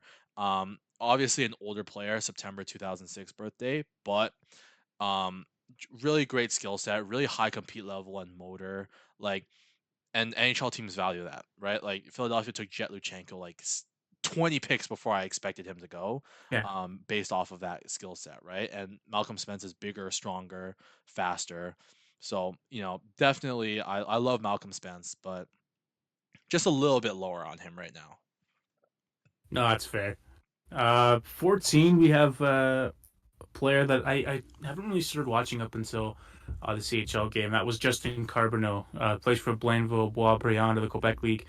The only way I can really explain him is that, like, I mean, I don't really want to compare him to Seneke, but in terms of like his constant, you know, challenging defenseman one on one and beating defense one on one and just the outright skill, it is very Beckett Seneke. Yeah. Like, and it's funny. I think I was listening in on Elite Prospects ranking, and they said that he's very junior hockey, which is a very good description for him. I think like he's just so Yeah. ridiculous in that league, like everyone on the ice. But is it really that translatable? I'm not entirely sure yet. I don't know if he's not gonna be able to really beat defensemen as often as he does in the Quebec League. Like he can just kind of do laps around his own zone and just play keep away with the rest of the defense. That's how good he is skill wise. So, yeah, I think just in terms of that dynamic still. I mean, you mentioned it. I mean, maybe this is a guy you have above Malcolm Spence for that reason, but another late '06 birthday. There's tons of those in this class too, Yeah. which is like so odd. But um, no, I think and we mentioned about Quebec being more of an offensive driven league. So Yep. like when I picture Carbonell, I do think of the Quebec League in terms of just being like a downright just skilled offensive league. So he's producing really well on that team. They also have another draft eligible prospect. I'm totally blanking on his name right now, but he's also pretty good. I think they play on the same line, and he's putting up some similar numbers as well. So, and I think he's actually an '07 birthday. So, tons of skill, tons of flair, tons of creativity. Um, just haven't really seen a whole lot on the other side of the puck yet. So, Yeah. I mean, basically Carbonell in a nutshell, right? And that's why I have him just slightly above Malcolm Spence. Is that like the one thing that Justin Carbonell is missing is kind of the details to his game, and the translatability is a question. But like as you, especially being in the QMJHL where like defensemen get burned all the time, and defensemen go to the QMJHL to die. Like their development gets like there's not a ton of great QMHL defensemen in the NHL, and I think part of that is the setup of the league, right? They don't really mm. set up their defensive prospects to succeed. But Carbonneau is just ridiculous. Like like there was this one shift. I think Hadi was the one who posted it, but like he just like had the puck like Datsu, like it looked Datsukian. Like he just had the puck and no one could take the puck off of him, right? And like when you look at shifts like that, it's just like you imagine if he brought that level of intensity defensively and he had that attention of detail and he used his teammates a bit more, and he kind of like learned to play in the scheme of a game plan of a system, right? And I think like that kind of stuff is teachable, but I think the raw talent and ability, right? Like he's 6'1", and when he chooses to, he plays like he's 6'1". Like it's hard to get the puck off of him. He's got a great shot. He's like absolute catalyst for them on the power play. So and he's got some of the best hands in this draft. So I think you have all the tools, and if you can get some buy-in from him, if you're confident in your AHL development, and you think that you can turn him into the kind of player that can use that ability and apply it to the other side of the ice, as well as using his teammates more, like that's a steal. Like you can really get a steal with him if you develop him right. And I think at this stage in the draft, with all these very similarly rated players, I'm leaning a bit more projection than floor, because I think Malcolm Spence has those details and that floor, but Carbonneau, like the potential of what he could be is like insane. And I think if he was doing this in this OHL, I think he'd be a top 10 pick right now, or the WHL, right? I think a huge part of his draft rankings being as low as they are is because it's in the QMJHL and we question the quality of the defensive play in that league.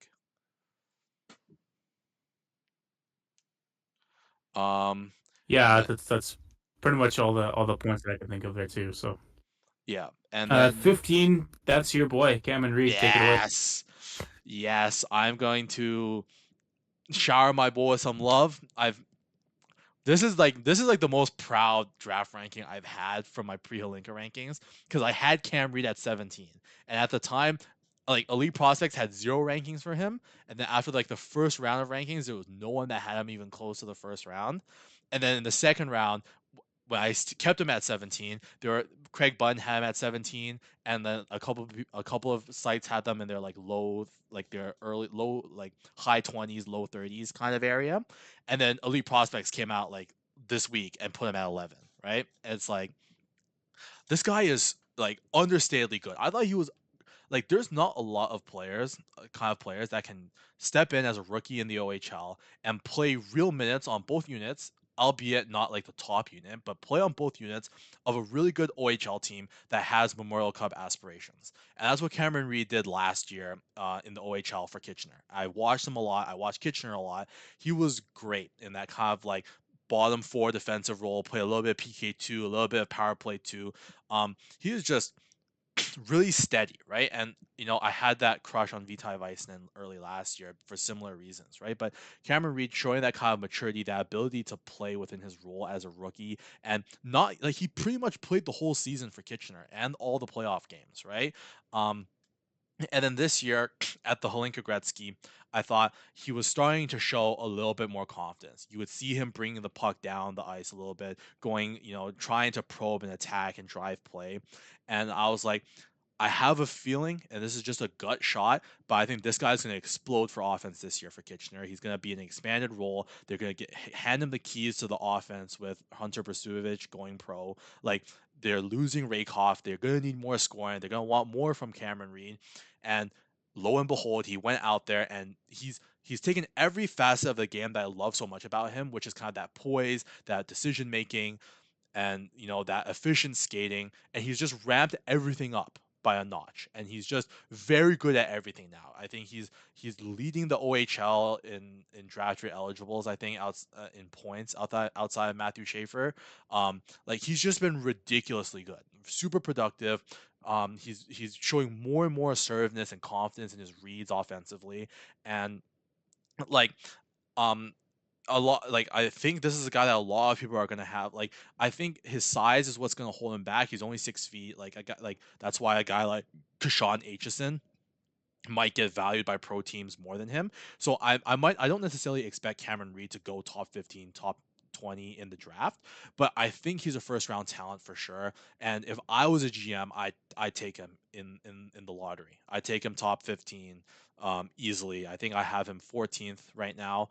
Um, Great player, pivotal to Kitchener this season, and I'm really happy that a lot of these other sites are starting to see what I've been seeing about him, because he's a great player.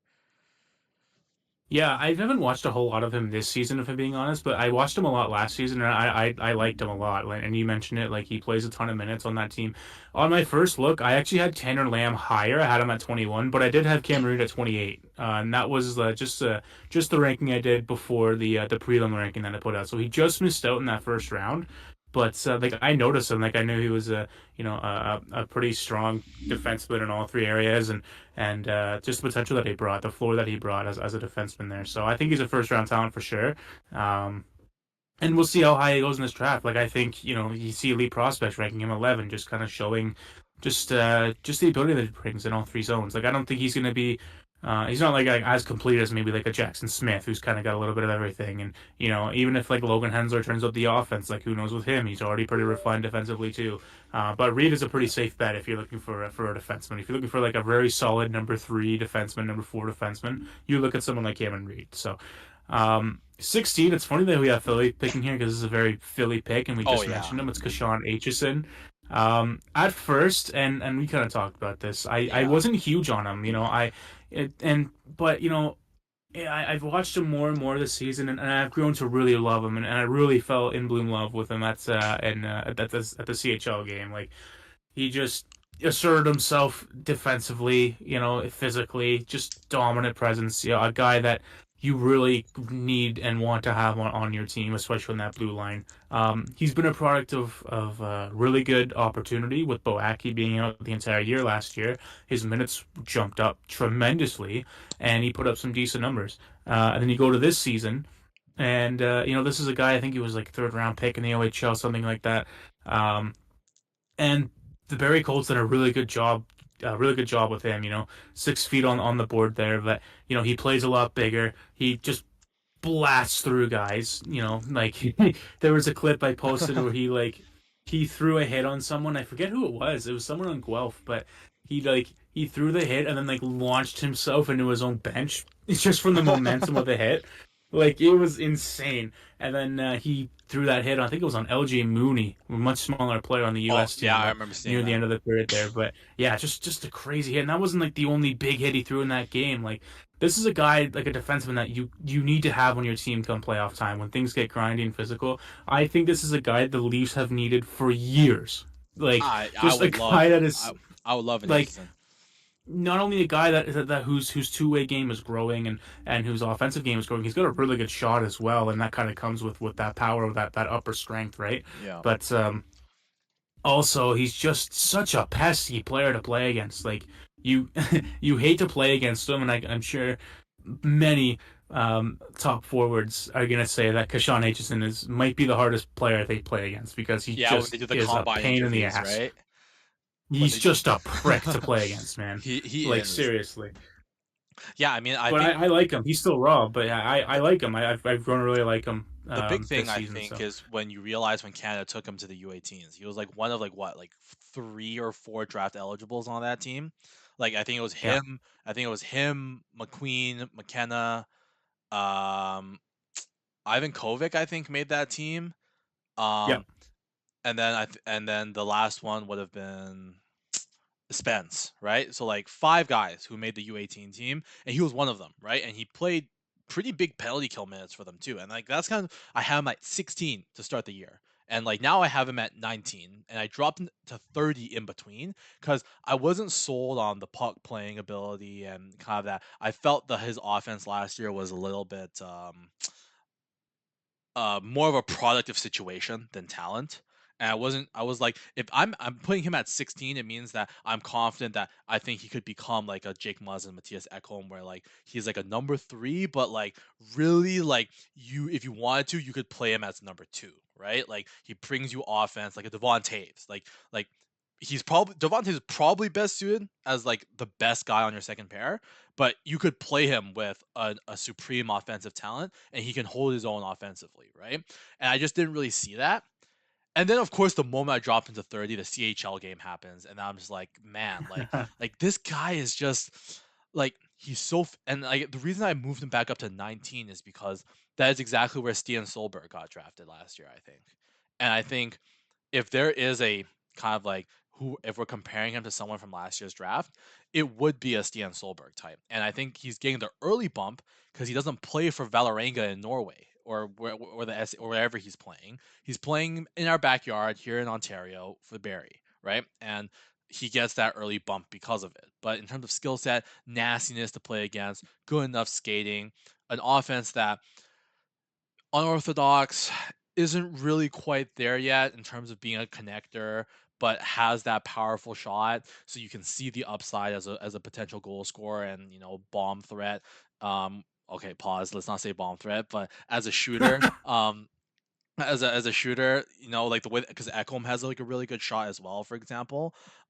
Like I'm coming back around. I don't think I'm gonna be able to move him much higher than 18, 19. But I could totally see why a team like Philly would look at him and go, like, we don't want Boston or New York after us taking this guy. Like, we don't want to play. We hmm don't want. We don't want Jet Luchenko and Matt Michkov having to play against this guy for the next 10 years. Like we'd rather have him doing that to Lafreniere instead, So Yeah. really nasty player, really physical. Reminds me a little bit of Stian Solberg, who I wasn't really high on that last year as well. So maybe I'm just not a big fan of this kind of this archetype of player. But Aitchison, I see you, buddy. I see you. You're making me come back around. I'm coming back around on you. One of the older players in the draft. He's 1 day older than Malcolm Spence there as well. So, Yeah. um, yeah, man. I mean, I was sitting. My seats were like behind the penalty box for that game too. So like whenever he got in the box and just chirps the U.S. players, it was pretty funny. I have to admit it was awesome. Moving on to 17. This is a guy I'm higher on, but you're not. I don't think as high on. It's Lyndon Lakovic, Yeah. and same thing with CHL. Like I think 6'4".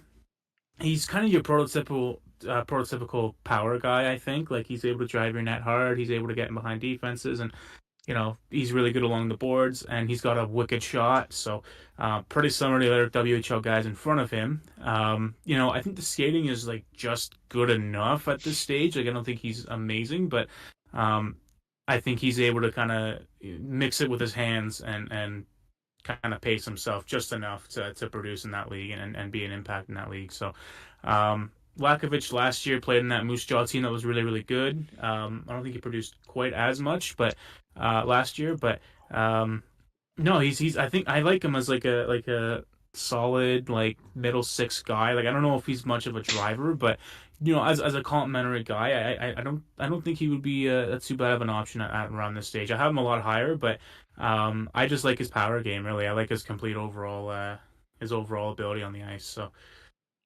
Yeah, I mean, I think he kind of I want to say he almost kind of reminds me a little bit of Chinakov, I want to say almost. I've been watching Chinakov a lot lately because he was on my fantasy team for a little bit, and I Yeah. just think, I think with Lakovic, I just want to see a little bit more of that. He's 6'4", but for me at least, I guess this is where our assessment of him differs a little. I don't see the power game as much. He feels more of a coasty perimeter playmaker to me, with a good shot, and I just want to see him play with a little bit more jam. I think he's good enough on the puck. I think his skating is good enough. I think his passing is what is an absolute standout and makes him a first round pick. But I also think that there's a guy in this draft who I really love as a playmaker who I have just above him. We'll get to him later probably. And so that's why I have Lakovic at 22, whereas I think you have him in your top 12. I think he's 12 for you.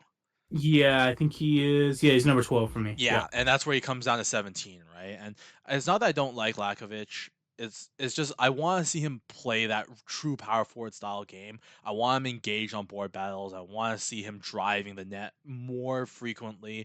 I just want to see him play with a bit more jam on both sides of the ice and be more engaged in that matter.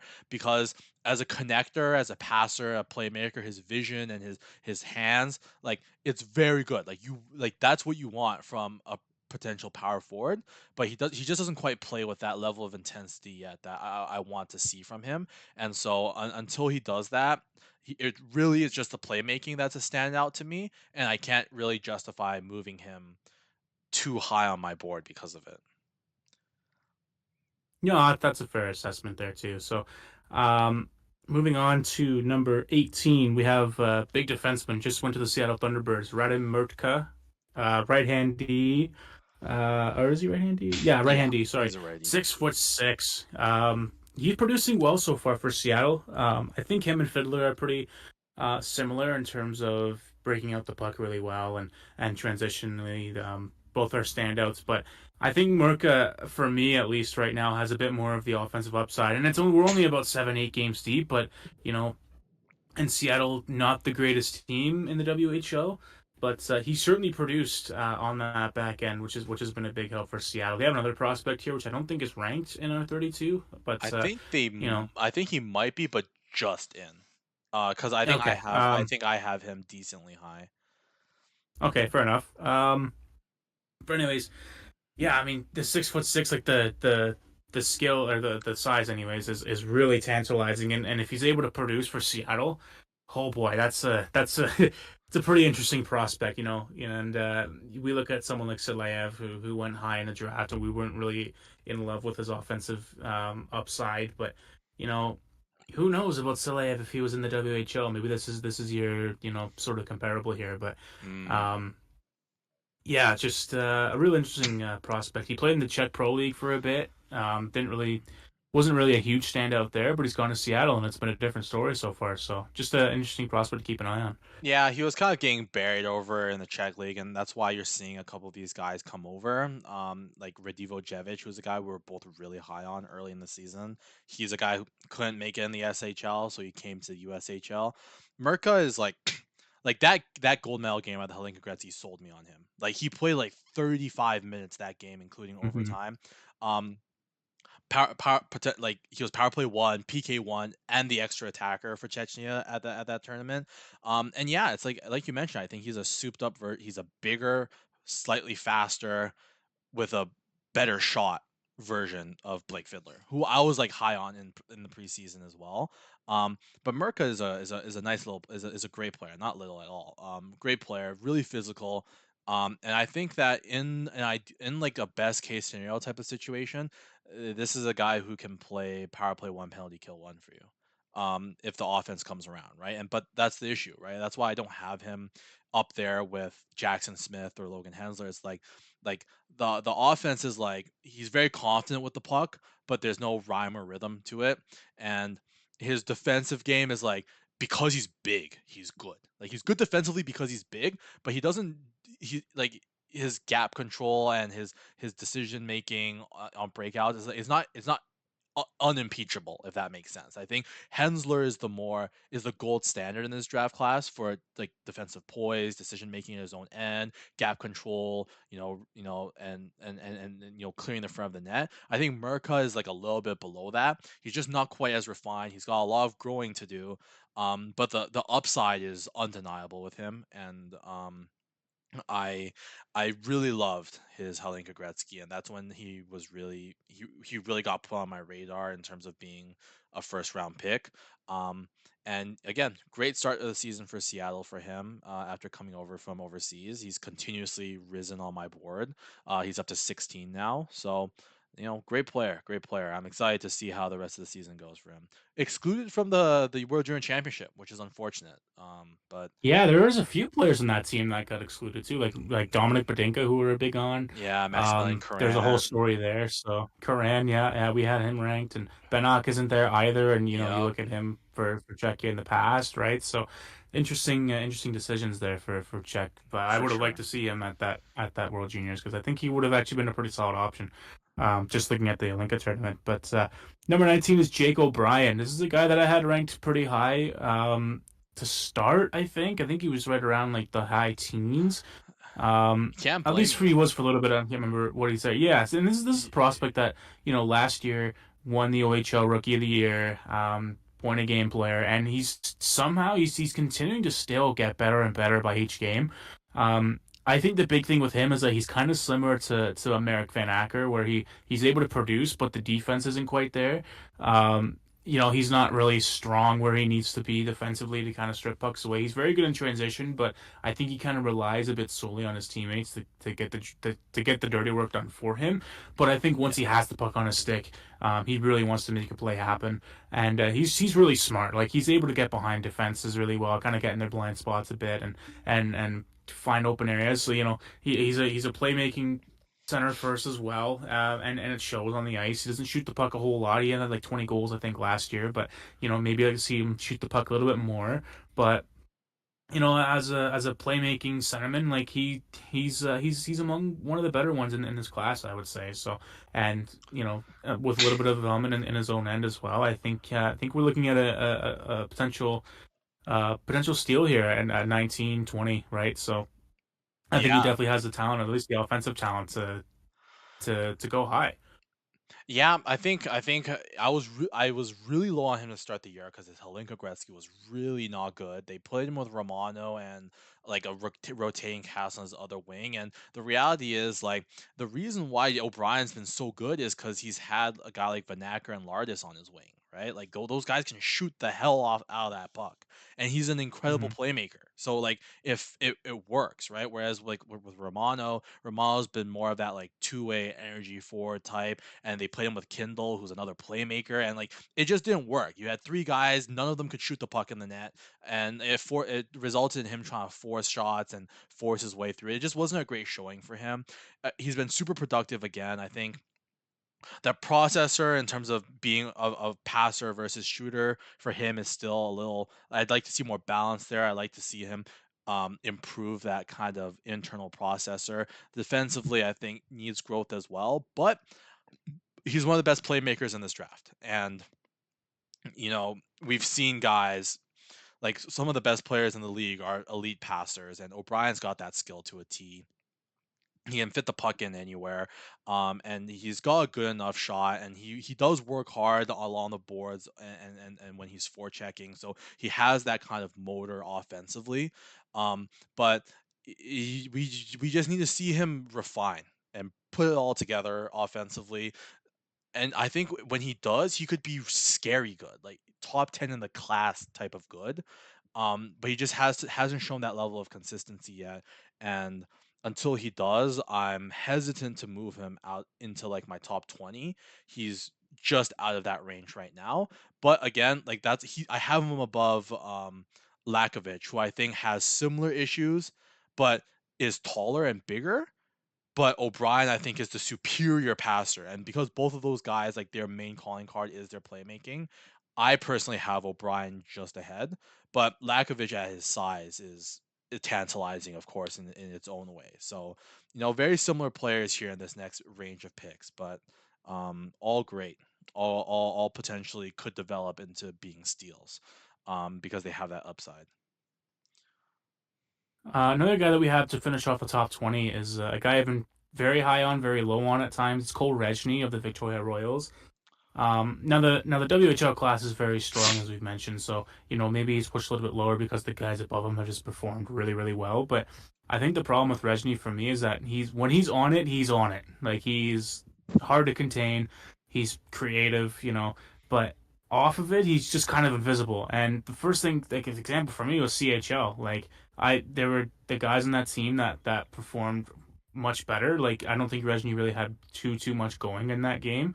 Um, and again, with him, I mean, it's just the inconsistency, and I think that's the thing that people were worried about with Martone, but like I haven't seen that with Martone at all. I don't know if that's even still a concern with him or not, but with Rejny, I can definitely see it where, he's on it, he's produced well, and he produced well last year, but um, it's sort of, what he could be like if he just was able to be a bit more consistent, right? So he's a little bit lower on my board for that reason. But he's still a first round prospect, I think, in terms of, the offensive upside when he's on it. But it does kind of raise a little bit of question marks for me for sure. Yeah, I mean, I have him exactly at 20. And I think my rating is kind of carrying the day for him right now.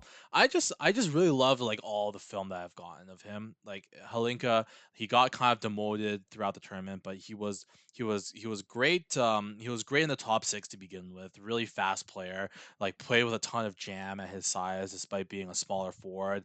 Really nice hands, kind of pulled off some really slick moves in those opening games. Then he got moved down to the third line that I mentioned was really struggling when they had Romano with O'Brien, and that Kilfoyle O'Brien Reshny was the best that I saw out of O'Brien, and I felt Cole Reshny on that line played a huge part of that improvement. He was great against Switzerland, great against Slovakia, and he's been lighting the WHL on fire.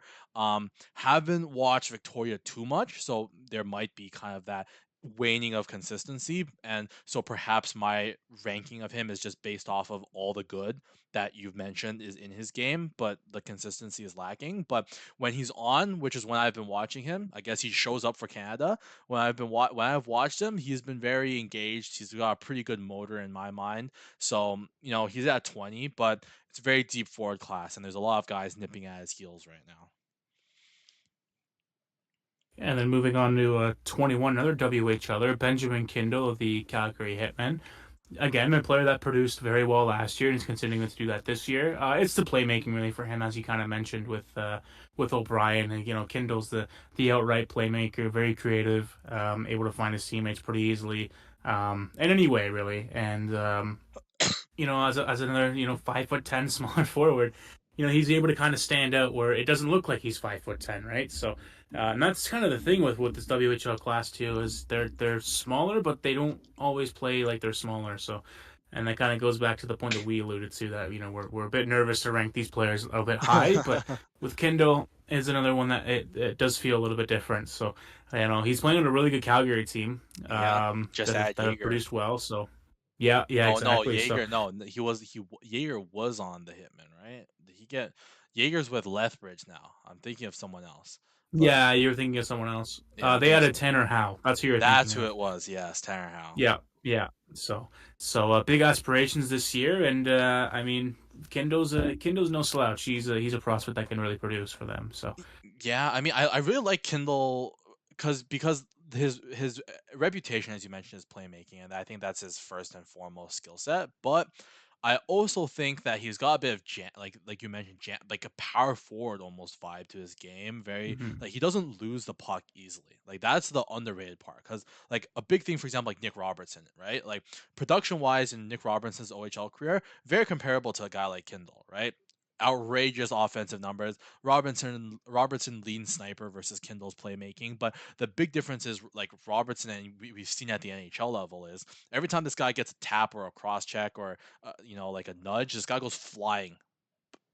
Like goes flying, like he falls everywhere. Like he spends half of his 10 minutes on the ice on literally on the ice, like lying down.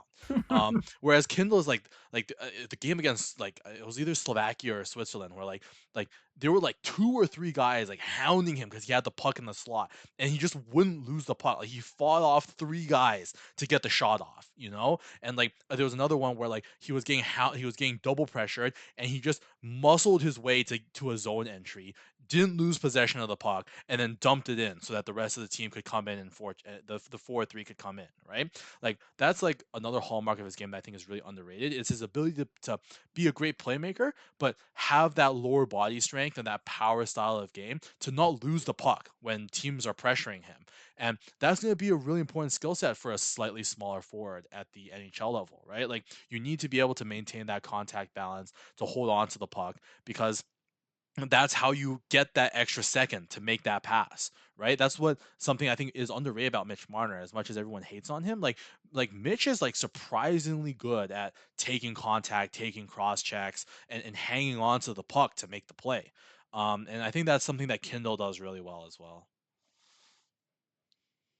And moving on to 22, we have Blake Fiddler of the Edmonton Oil Kings, another WHLer. Shay's Um, guy. he really, yeah, Shea's guy. He's really made strides this season. I mean, I think everyone kind of noticed him playing for the U.S. And the Ivan Holinka, Hmm. and they saw the potential there. A big, strong skater, moved the puck up really well.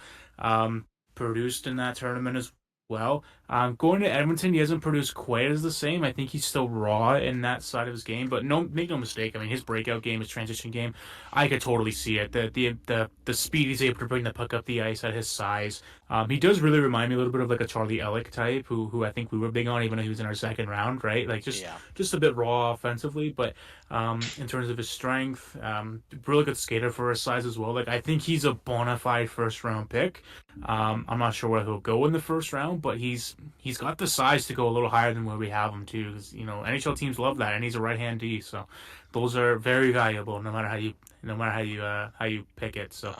I think the big difference between Fiddler and Alec is opportunity, because Alec was when he was right. playing at the internationally for Canada at the U18s last year. He was basically playing a depth role for that team, and him and Brudnicki were kind of a pair that were meant to kind of shut down play, clear the front net front. He didn't really have a chance to show that there was more offensively. Kind of reminds me a little bit of like a Brandon Carlo, right? When in his Mhm. draft year.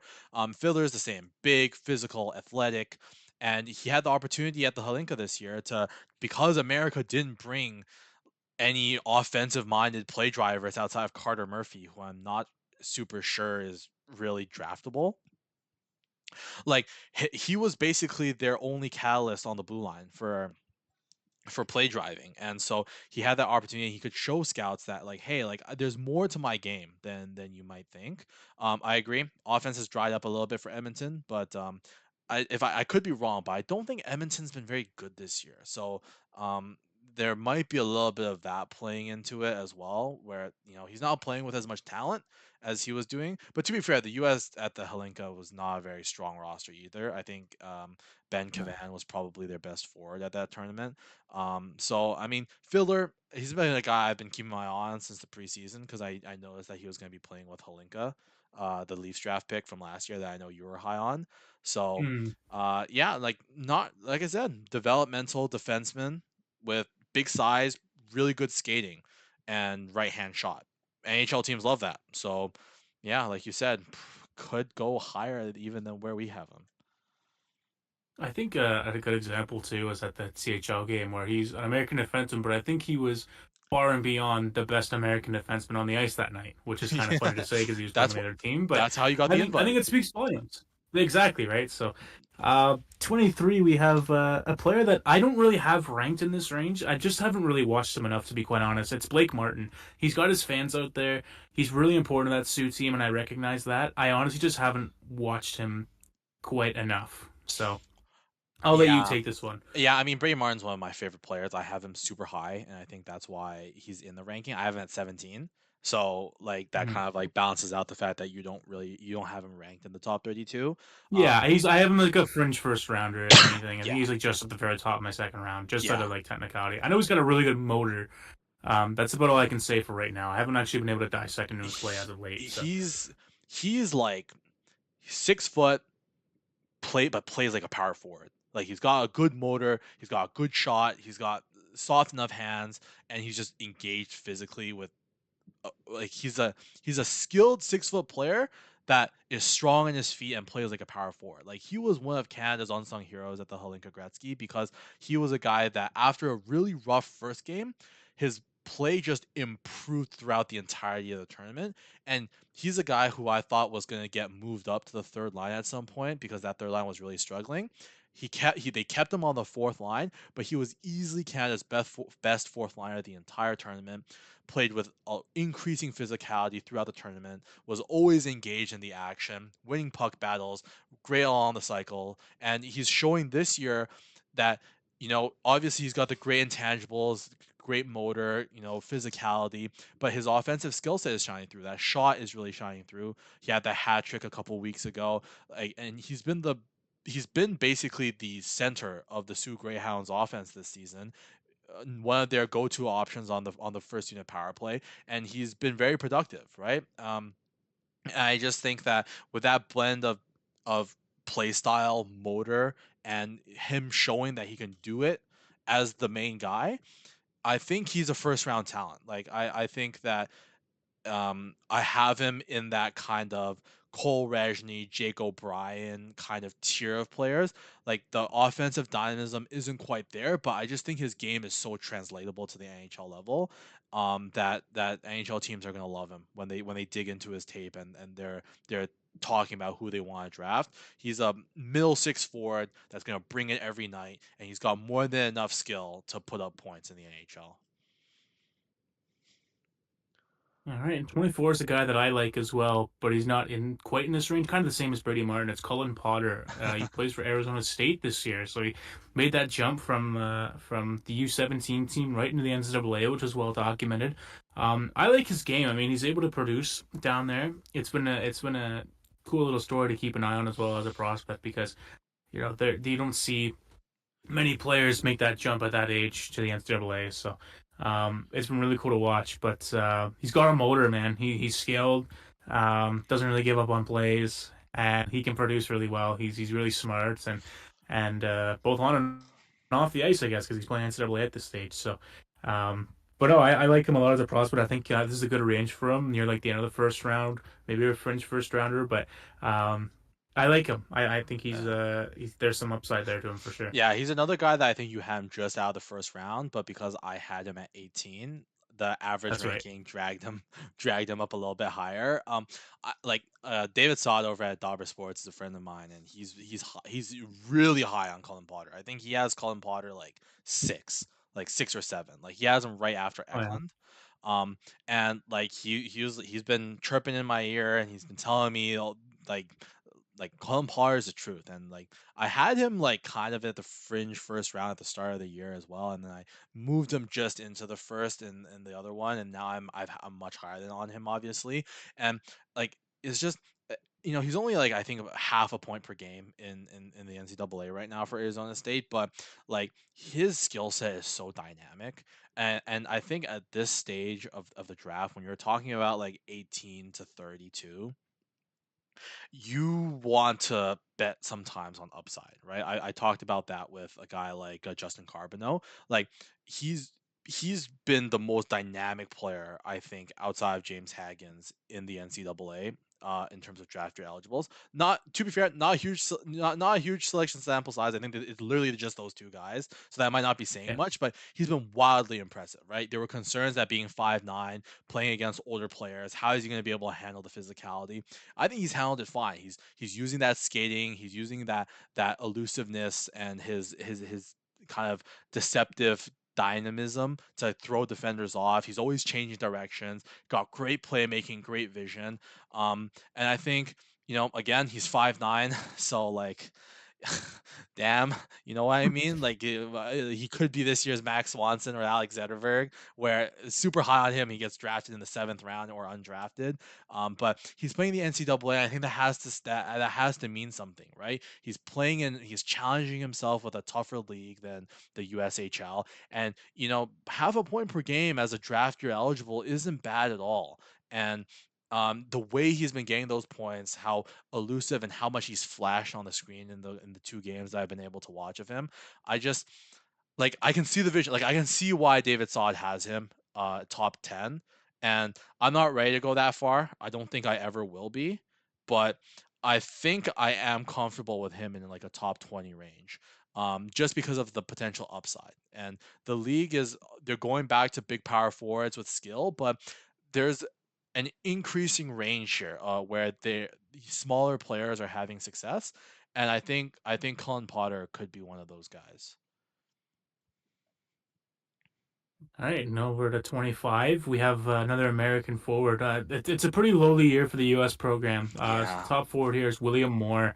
And even with Moore, I feel like there's just more to. And that's no pun intended here, but there leaves more to be desired with William Moore. It's got to be said. I mean, Yeah. um, even like getting drafted in the OHL, he was seen as this like ultra competitive kid, produced insanely well. Comes from the Marlboroughs program, which has a book of alumni that have come from that program, and with Moore this year, it's just first of all, for me, the skating is an issue. I don't think he's able to pick up speed very quick. I think watching him with his first few steps, he doesn't really move very quickly. He doesn't really explode. He doesn't have that same explosiveness that he had maybe, playing amongst his peers at the U16 level or even at the U17 last year. So, um, he just hasn't really been able to produce. He hasn't really been able to get to dirtier areas. He's been more of a perimeter guy so far this season. So he's really fallen on my rankings. I had him more as like, and even we talked about in the preseason of him being like, a potential guy with high upside going in the top, 12, 14 picks of this draft. And here he is at number 25. And, at the US NTDP as a whole has struggled this year, but Moore has been kind of equally disappointing in that sense. There are some things he does well. He's got a hard shot, and he can really use it well in tight spaces, and he just hasn't been able to produce this year. So 6'2", he's not super physical for his size either. So he's just more of a perimeter guy for me right now. But we'll see in the coming months with the US NCDP. They have a lot of tournaments to play through still. They've got their U18s they got to play through as well still. So there's still a lot of hockey to be played, but there does leave more to be desired with more. Yeah, like his game always did lack that deceptiveness to me. He's a very north-south style of player, and I originally thought that the skating was going to be just good enough with that shot, but doesn't use his teammates that often. Doesn't really have that off the puck awareness that a guy like Caleb Desnoyers has. And like I think that his mold was gonna be like a Desnoyers light version where he's like not overwhelmingly elite in any particular facet, but he's direct style of play, big body, brings a two-way game and can kind of like use that shot to provide that offensive value. Kind of like what Fraser Minton's doing for Toronto right now. Like Minton's not like some amazing skater or athlete, but he plays a two-way game. He's got a really good shot, and like that's how he's gonna make it, right? He's gonna be an event killer defensively, and then offensively he needs a play driver where that can get him the puck in dangerous spots, and he has a accurate enough of a shot to punish teams, right? So he's not a non-factor offensively. But with more the NDPs, the US program has just been terrible this year. There haven't been a ton of great players, um, and I'm starting to lose the vision with him. I think I dropped him all the way down to 27, and in my early rankings, I had him at 13. I called him Yeah. one of the higher ceiling players in the draft at the time. That ceiling is falling. Like I'm low key Yeah. not seeing it anymore.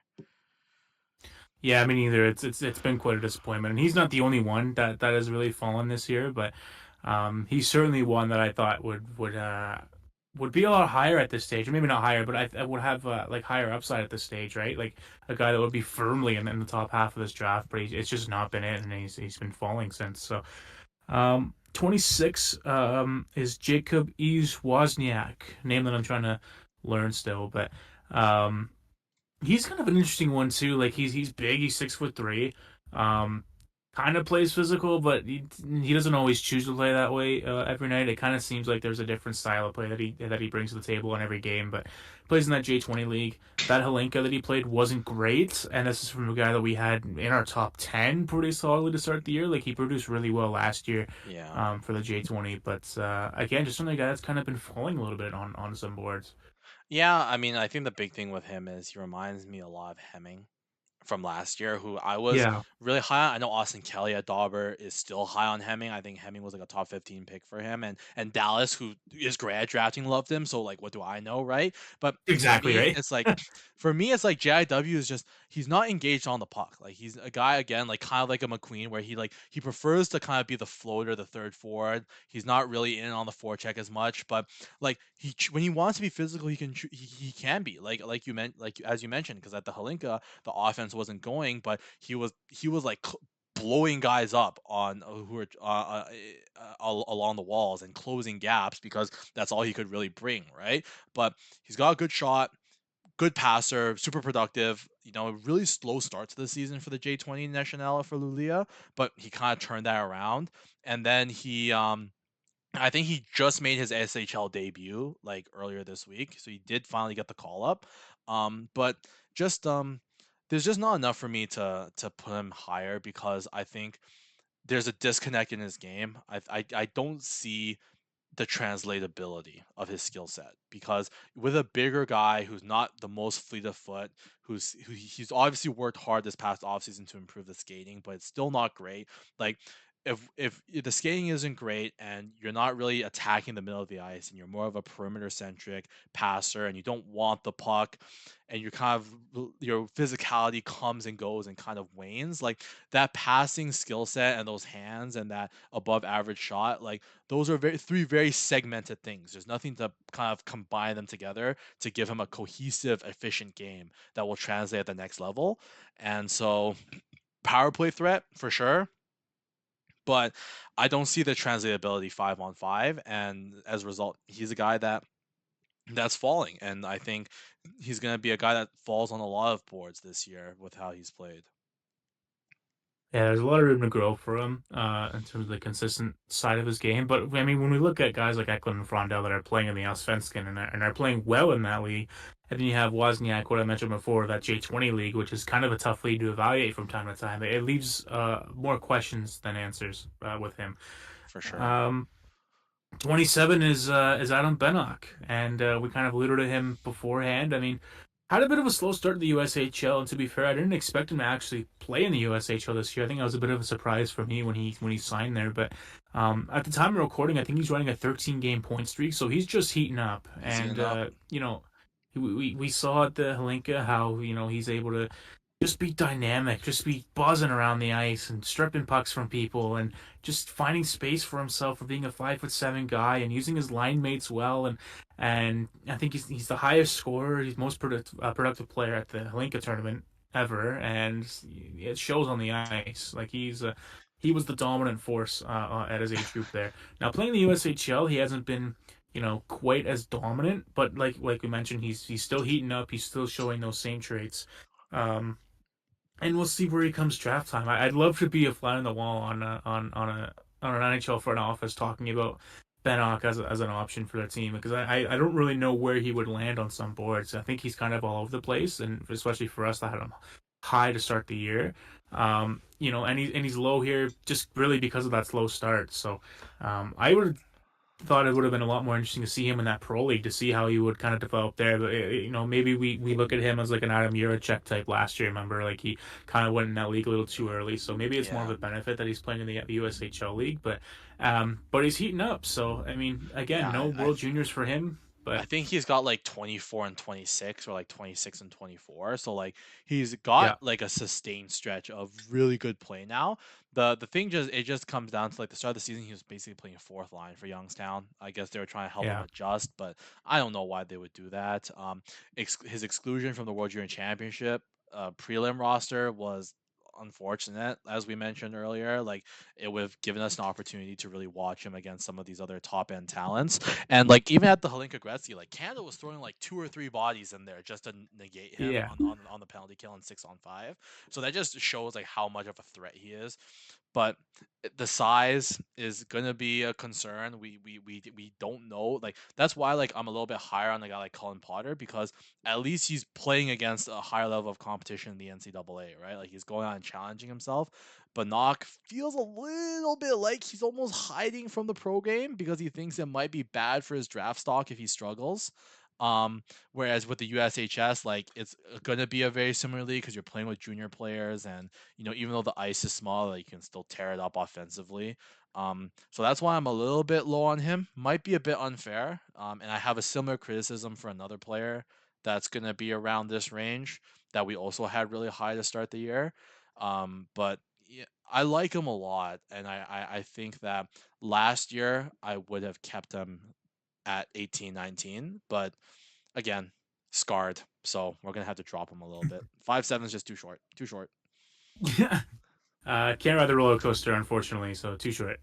Um, Sasha Boumedienne is the next guy. Another guy that has really fallen on some rankings. I had him as like one of my top 2 defensemen to start the year, and Boston University. It's a bit of an interesting situation there because I think he's being kind of buried in that decor. So He's he getting hasn't really had a chance miscast. to. Yeah, and he hasn't really had a chance to kind of show what he's all about. So, um, the Holinka wasn't great for him. He wasn't very confident with the puck, and he wasn't putting himself in good areas to succeed, and especially in his own zone. And as a defenseman, 6'2", you kind of wish he used his size a little bit more. But we'll see in the coming months. I mean, with Boston University. I just don't think it's a very good situation for him right now. Like I don't think he's an '07 birthday.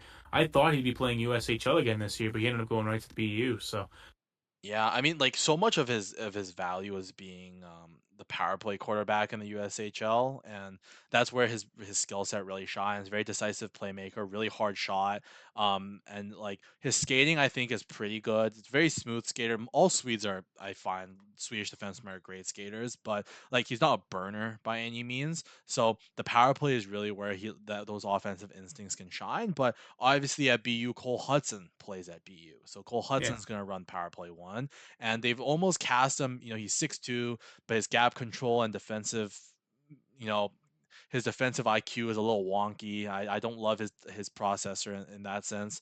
And they're playing him with Willander as a shutdown pair, and it's completely neutered his offense. He's got like 3 assists this season for BU. He's playing a shutdown role. He's not getting power play 1 time. It's been a wreck for his development. I think he would have been better off spending the year in the USHL, kind of developing his game 5-on-5. Um, but 6'2", skates pretty well. Has good poise in the offensive zone, good creativity in the offensive zone. He just needs to develop defensively. And in college, like, I guess this is a good challenge for him, right? Like, if he can figure it out yeah, here in the second half, like, it'll do a lot to quell those concerns where we saw what he could do offensively on the power play in the USHL.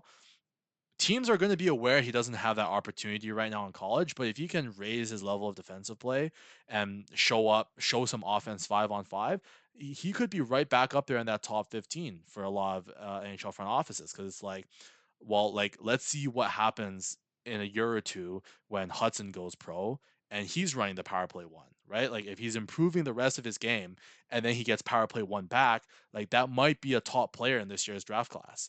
He's got all the upside in the world, but definitely has some developing that he needs to do. yeah, it just hasn't clicked at all for him. I wonder if he's a guy that we'll see in the transfer portal. If we think about Cole Hudson that's playing ahead of him, and then the other defenseman playing ahead of him too. Like I wonder if that's sort of something he'd be more interested in, just kind of moving and showing off that offense creativity, because he does have it. Like, he's a good skater. He walks the line well. He's creative, like you said. He just hasn't been able to really do that. He hasn't had that opportunity to do that for BU. So, 29 is Braden Coots. I think I'm pronouncing that Yes, right. Braden that Coots. is But the aforementioned Seattle Thunderbird you said that you yeah, yeah. weren't sure. I just really like Coots, man. He was the 1C for Canada at the Halinka before he speared a guy on the groin and got suspended for a couple games. But just a great compete level, great motor. I think he reminds me a little bit of like a Jet Luchenko kind of vein of player. He's been very productive on a Seattle team that hasn't been super good. I think he's been their best forward this year. And they brought in Vít Zahayski, I think. No, Zahayski's a Kamloops player. I'm trolling, but Yeah. Seattle hasn't been very good this year. They don't have a ton of secondary scoring. I think Brandon Coots has been really good, really good for them, really solid for them all year as their 1C. Plays in all situations, penalty kill, power play, great in transition. He's like their go-to guy for gaining entries through the neutral zone. Just relentless on the forecheck and winning puck battles. And I think in the kind of latter, like the last 9 to 10 picks of the first round, like I think those are the kind of players that NHL teams will kind of want, right? Like I think for me at least, like if you're in that kind of like end of the lottery to like pre 20, so like 15 to 20, you kind of want to go for the high upside swings. And then when you're like a contending team in that like lower half, like you want to see a guy that you could see playing for your team in the playoffs in 2 years if things go well, you know? And I think Brain Coots brings that kind of skill set. Really responsible 2-way game, leader, all situations player. And I think he's a first round pick. At least he is for me right now. Yeah, I could definitely see him being like that sort of like Trent Frederick or John Beecher type, right? Like both Boston draft picks, guys that have the offensive upside, but really pride themselves in playing that power peskier game, just being a wrecking ball on the ice, right? So I haven't quite seen the first round potential with him just yet. I know there's guys that have him ranked really high in this draft, and for good reason. I mean, he does bring a lot to the table there in terms of a 6 foot centerman. Um, so maybe it's just more of I have to watch more of him and I have to watch more of what he brings. But um, number 30 is one of the highest rising players in this draft. It's Nathan Bem of the Kamloops Blazers, and I like Bem. He's producing well, 6'2" winger. He's got a nasty shot as well. Kind of a trend with this WHL class. They're doing it right down there. WHL is going to be good, not this year, but for the next like 2 years, right? Like they have a really deep class. Even next, if you go like look at next year's potential class, it's pretty strong. So, Oh yeah. um, that Kamloops team isn't very good either. Like Bruniki's hurt now, I think as well. He had to come out of Yeah. the World Junior Camp, so he's been a bright spot on that team, which is nice to see. So, um, kind of similar to Howe in the sense that like he's able to create and he's able to use his body just enough to make things happen, but he's still very raw. He is kind of like the Van Acker of this draft, right? Where he's just rising Mm. and rising and producing well, and he ends up going around this range in the first round, right? So, kind of similar trajectory there for me. Yeah, I like Bem a lot. He was a guy that I forget what his tag is on Twitter, but it's like Western something Scout who's been Oh, his name, I pound think his name is, yeah, his name is Pete Hughes, and he loves him. Yeah, I've he seen him. lo- yeah, he's Yeah, been pumping the Bem train all season long, and Bem's been slowing down of late, but again, like losing Brunicky, Kamloops isn't a great team. Vitsa Hayes, he's a guy that I was really excited for, but he had like a broken leg and he's been out, so we haven't yeah. been able to see him play. Fraser Minton's brother's on that team too, I think, but I don't think he's going to be anywhere close to his older brother. Just not a great team, but Bem has been their go-to guy on the power play, great at getting entries, really gifted passer, has that OV one timer slot, the same as McQueen on that power play unit. Has been their best offensive forward this year, but again, kind of raw, intensely defensively, leave some to be desired. And I think I'd like to see him, like Lakovic, I'd like to see a little bit more jam to his game. He's 6'2", right? I want to see him play to that 6'2" size. I caught a game between him and Brain Coots when Kamloops played Seattle, and like Coots just jumped on the board on the screen more than me, like his relentlessness on the forecheck, whereas Bem was a little bit more floaty. He felt like he almost gave me like Nylander vibes, like where it's like he's like effortlessly good, but like you're 6'2" and you're stronger than probably a lot of these other players, and I'd like to see you drive the net because that's when Willie Nylander's at his best, right? Like Nylander plays a very relaxed style and it doesn't look like he's trying, but he drives the net as good as anyone in the league, right? Whereas with Bam, I think he's still a little too perimeter centric right now, and I'd like to see him attack the middle of the ice a little bit more and use that size to his advantage. But yes, definitely very close to first round talent. I think he was just outside of it for me. Yeah, and then going to 31, another defenseman we had high to start the year. We kind of mentioned him earlier, Charlie Trethewey of the U.S. program. Um, Kind of projects more as that two-way guy, right hand D, but unfortunately, just hasn't really been there along with the U.S. NTDP. He hasn't really stood out really. The CHL game as well was pretty quiet. Or I guess in both games really. I'm just talking about the one game that I went to, but Yeah. generally just a bit quiet in those games, and just kind of like more kind of leaves a bit more to be desired for a 6'1", that projects as a defenseman. He's one of the younger ones in this class too. He's an August birthday. I totally forget where he's committed to in terms of NCAA, but Oh, um, I can check that right yeah, now. Don't worry, I got you. okay, I totally forget. But anyways, yeah, I'd say like out of the U.S. Program defenseman, he's definitely one of the more talented ones on that team. It just there hasn't really been a whole lot of opportunity for him to BU. grow because that's right, yeah. And oh man, and with Boumediene and stuff too on Yeah. that team already, right? So that'd be an interesting situation for him. I mean, if all clicks for BU, that's a nasty decor, but also with Trethway, I mean, there like even when he mentioned that with BU, it's tough to really project him very high right now, just because the team he's on now isn't clicking, and the team that he potentially could be going to, he also might not be clicking. So it's a tough situation for him. I'm still a believer in Trethway. Like I still think he has some tools there that can definitely project him high as maybe like a middle pairing guy. But in terms of the situation now, it hasn't been good for Trethway really, as He's what we thought just was a he's top 10 just looks guy. so meh, like Yeah, he's looks that's so what I mean. meh.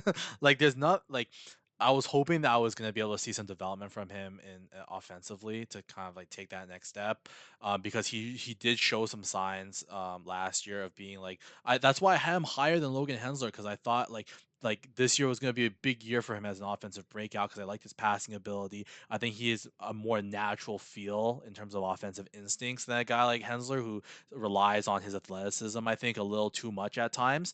Um, and defensively, I thought Trethewey was gonna be like not as good as Hensler, but like he's 6'1", he skates well. Like there's no reason he shouldn't be like a solid event killer defensively, right? Like clear the front of the net, close gaps well. But like I think that's like he's basically been like a lower end version of Hensler in a worse league, and he's not showing the flashes that Hensler is showing offensively.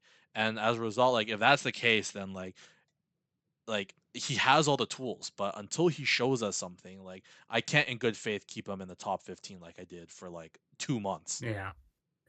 Yeah, and he was like almost out of my first round entirely. He was 32, so right at the bottom. So, um, Yeah, I think and I have him at speaking of 28. 32, but yeah.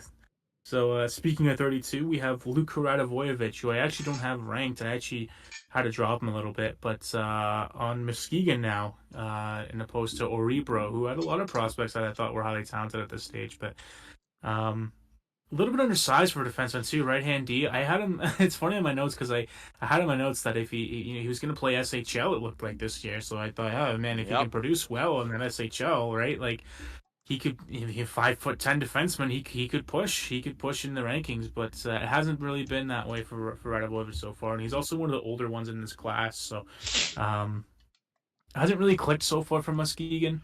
But they're a good program there. Like they had Max Swanson and Matt Gridden on that team last year, Yeah. or was it Max Swanson? I don't remember now. Anyways, that's Swanson was I'm thinking of Fargo.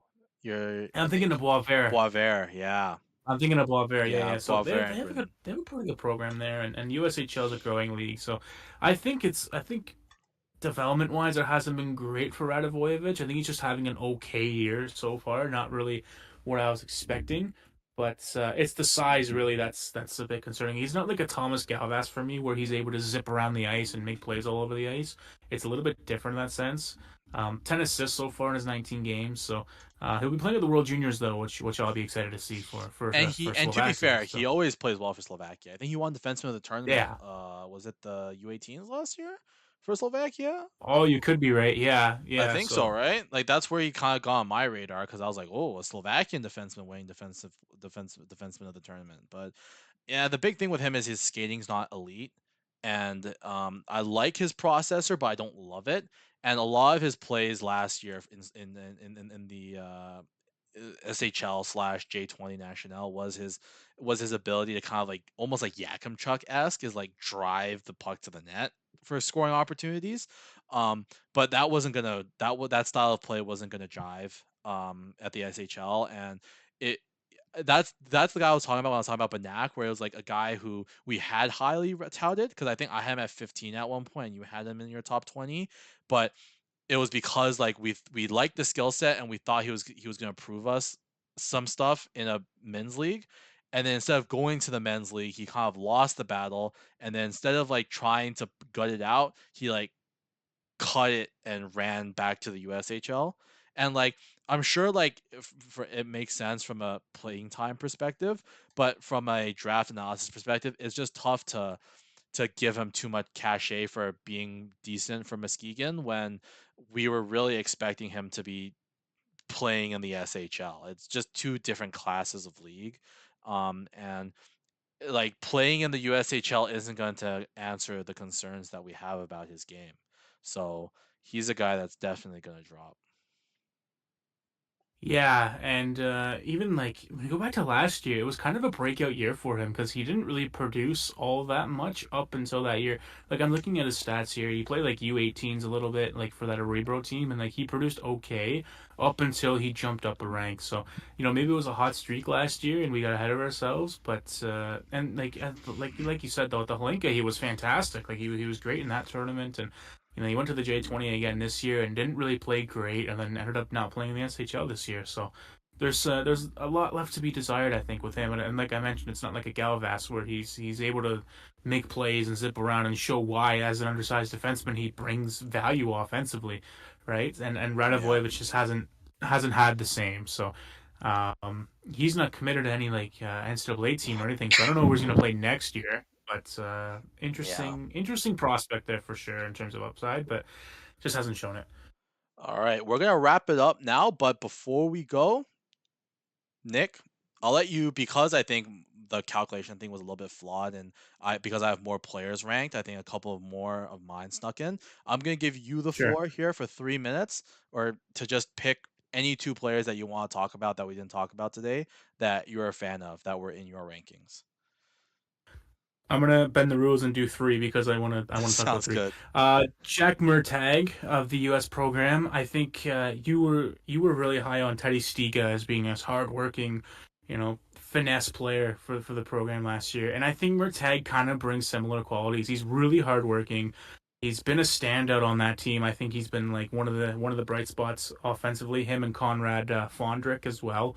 But Murtagh has the size and he's able to use it. So I think he's been very toolsy so far for the U.S. program. I think he can push around that range. I have him at 27, right below Moore, who I have at 26.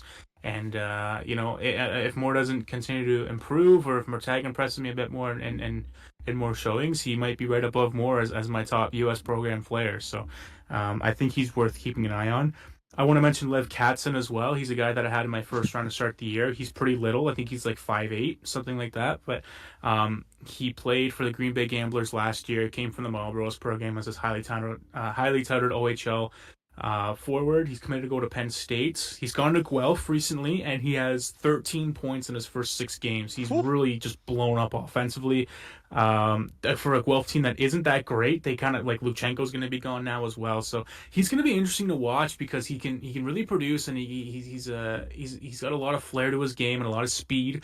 But he might only be in Guelph and in the OHL for the next couple of months. Then I don't know if he's going to get traded, if he's going to get value there, or what's going to go on with him.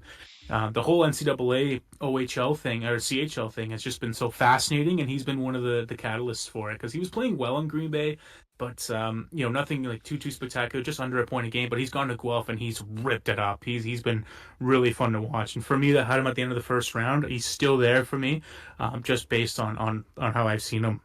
Guelphs needed And the him last one too. to bring up, what's that? Sorry. Guelph's not been very good this year, so they needed him. No, exactly. They have like Luchenko, then like Cam Allen's on that team too, and he's produced well, which is good to see. I've always liked Cam Allen, like in his draft year and stuff. He had like the shoulder surgery and stuff, but um, the last one I want to bring up too was Thomas Polbazal. He plays for Nitra in the Slovakian Pro League, and I watched him a couple days ago. He's really interesting as a prospect. He's not flashy, but he gets in the right areas. He contributes defensively as well. He can get in and use the body. I think he's only about 5'10" as well.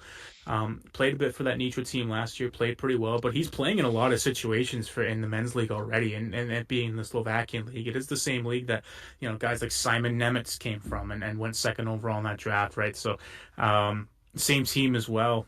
And I'm not saying that Povozal is going to be this top 10 guy or anything, but I just think he's in a really interesting situation where he's in this men's league that isn't ultra competitive, but he's playing in a lot of situations. We're giving him a lot of room to kind of develop and grow his game. And he's able to find space for his line mates pretty quickly. I wouldn't say he's really much of a driver. I think if anything, he's going to be a complimentary like third line guy. I think that's kind of what I see him as right now. But as a shooter and as a two-way guy, he definitely shows some upside there. So I've been pretty impressed with what I've seen so far. I was like kind of very up and down on him, but I think he's an interesting prospect worth keeping an eye on. So and him playing in that league is going to raise some eyebrows too. So I mean, he's he's going to the he's World Junior producing well. Championship. I think he's going to the Yeah, he WJC is. as well for Slovakia. So, and he was good at the Halinka. I Yeah, think he played at the Halinka this summer, right? I remember I reading up believe he on. did. Yeah, I didn't watch many of Slovakia's games, but I think he was pretty good against Canada. He was one of the more noticeable players against Canada. I think Sturka was also on that team, but yeah, no, he was definitely one of Slovakia's best players at the Halinka as well. So I yeah. can see him. There's highlights of him. Yeah, I There's think there's highlights of him scoring some nasty goals too. So like he yeah. has that in his arsenal. He just doesn't show that. So he's playing a bit more of a responsible game, which I can respect. He's playing the team game, so that makes him valuable.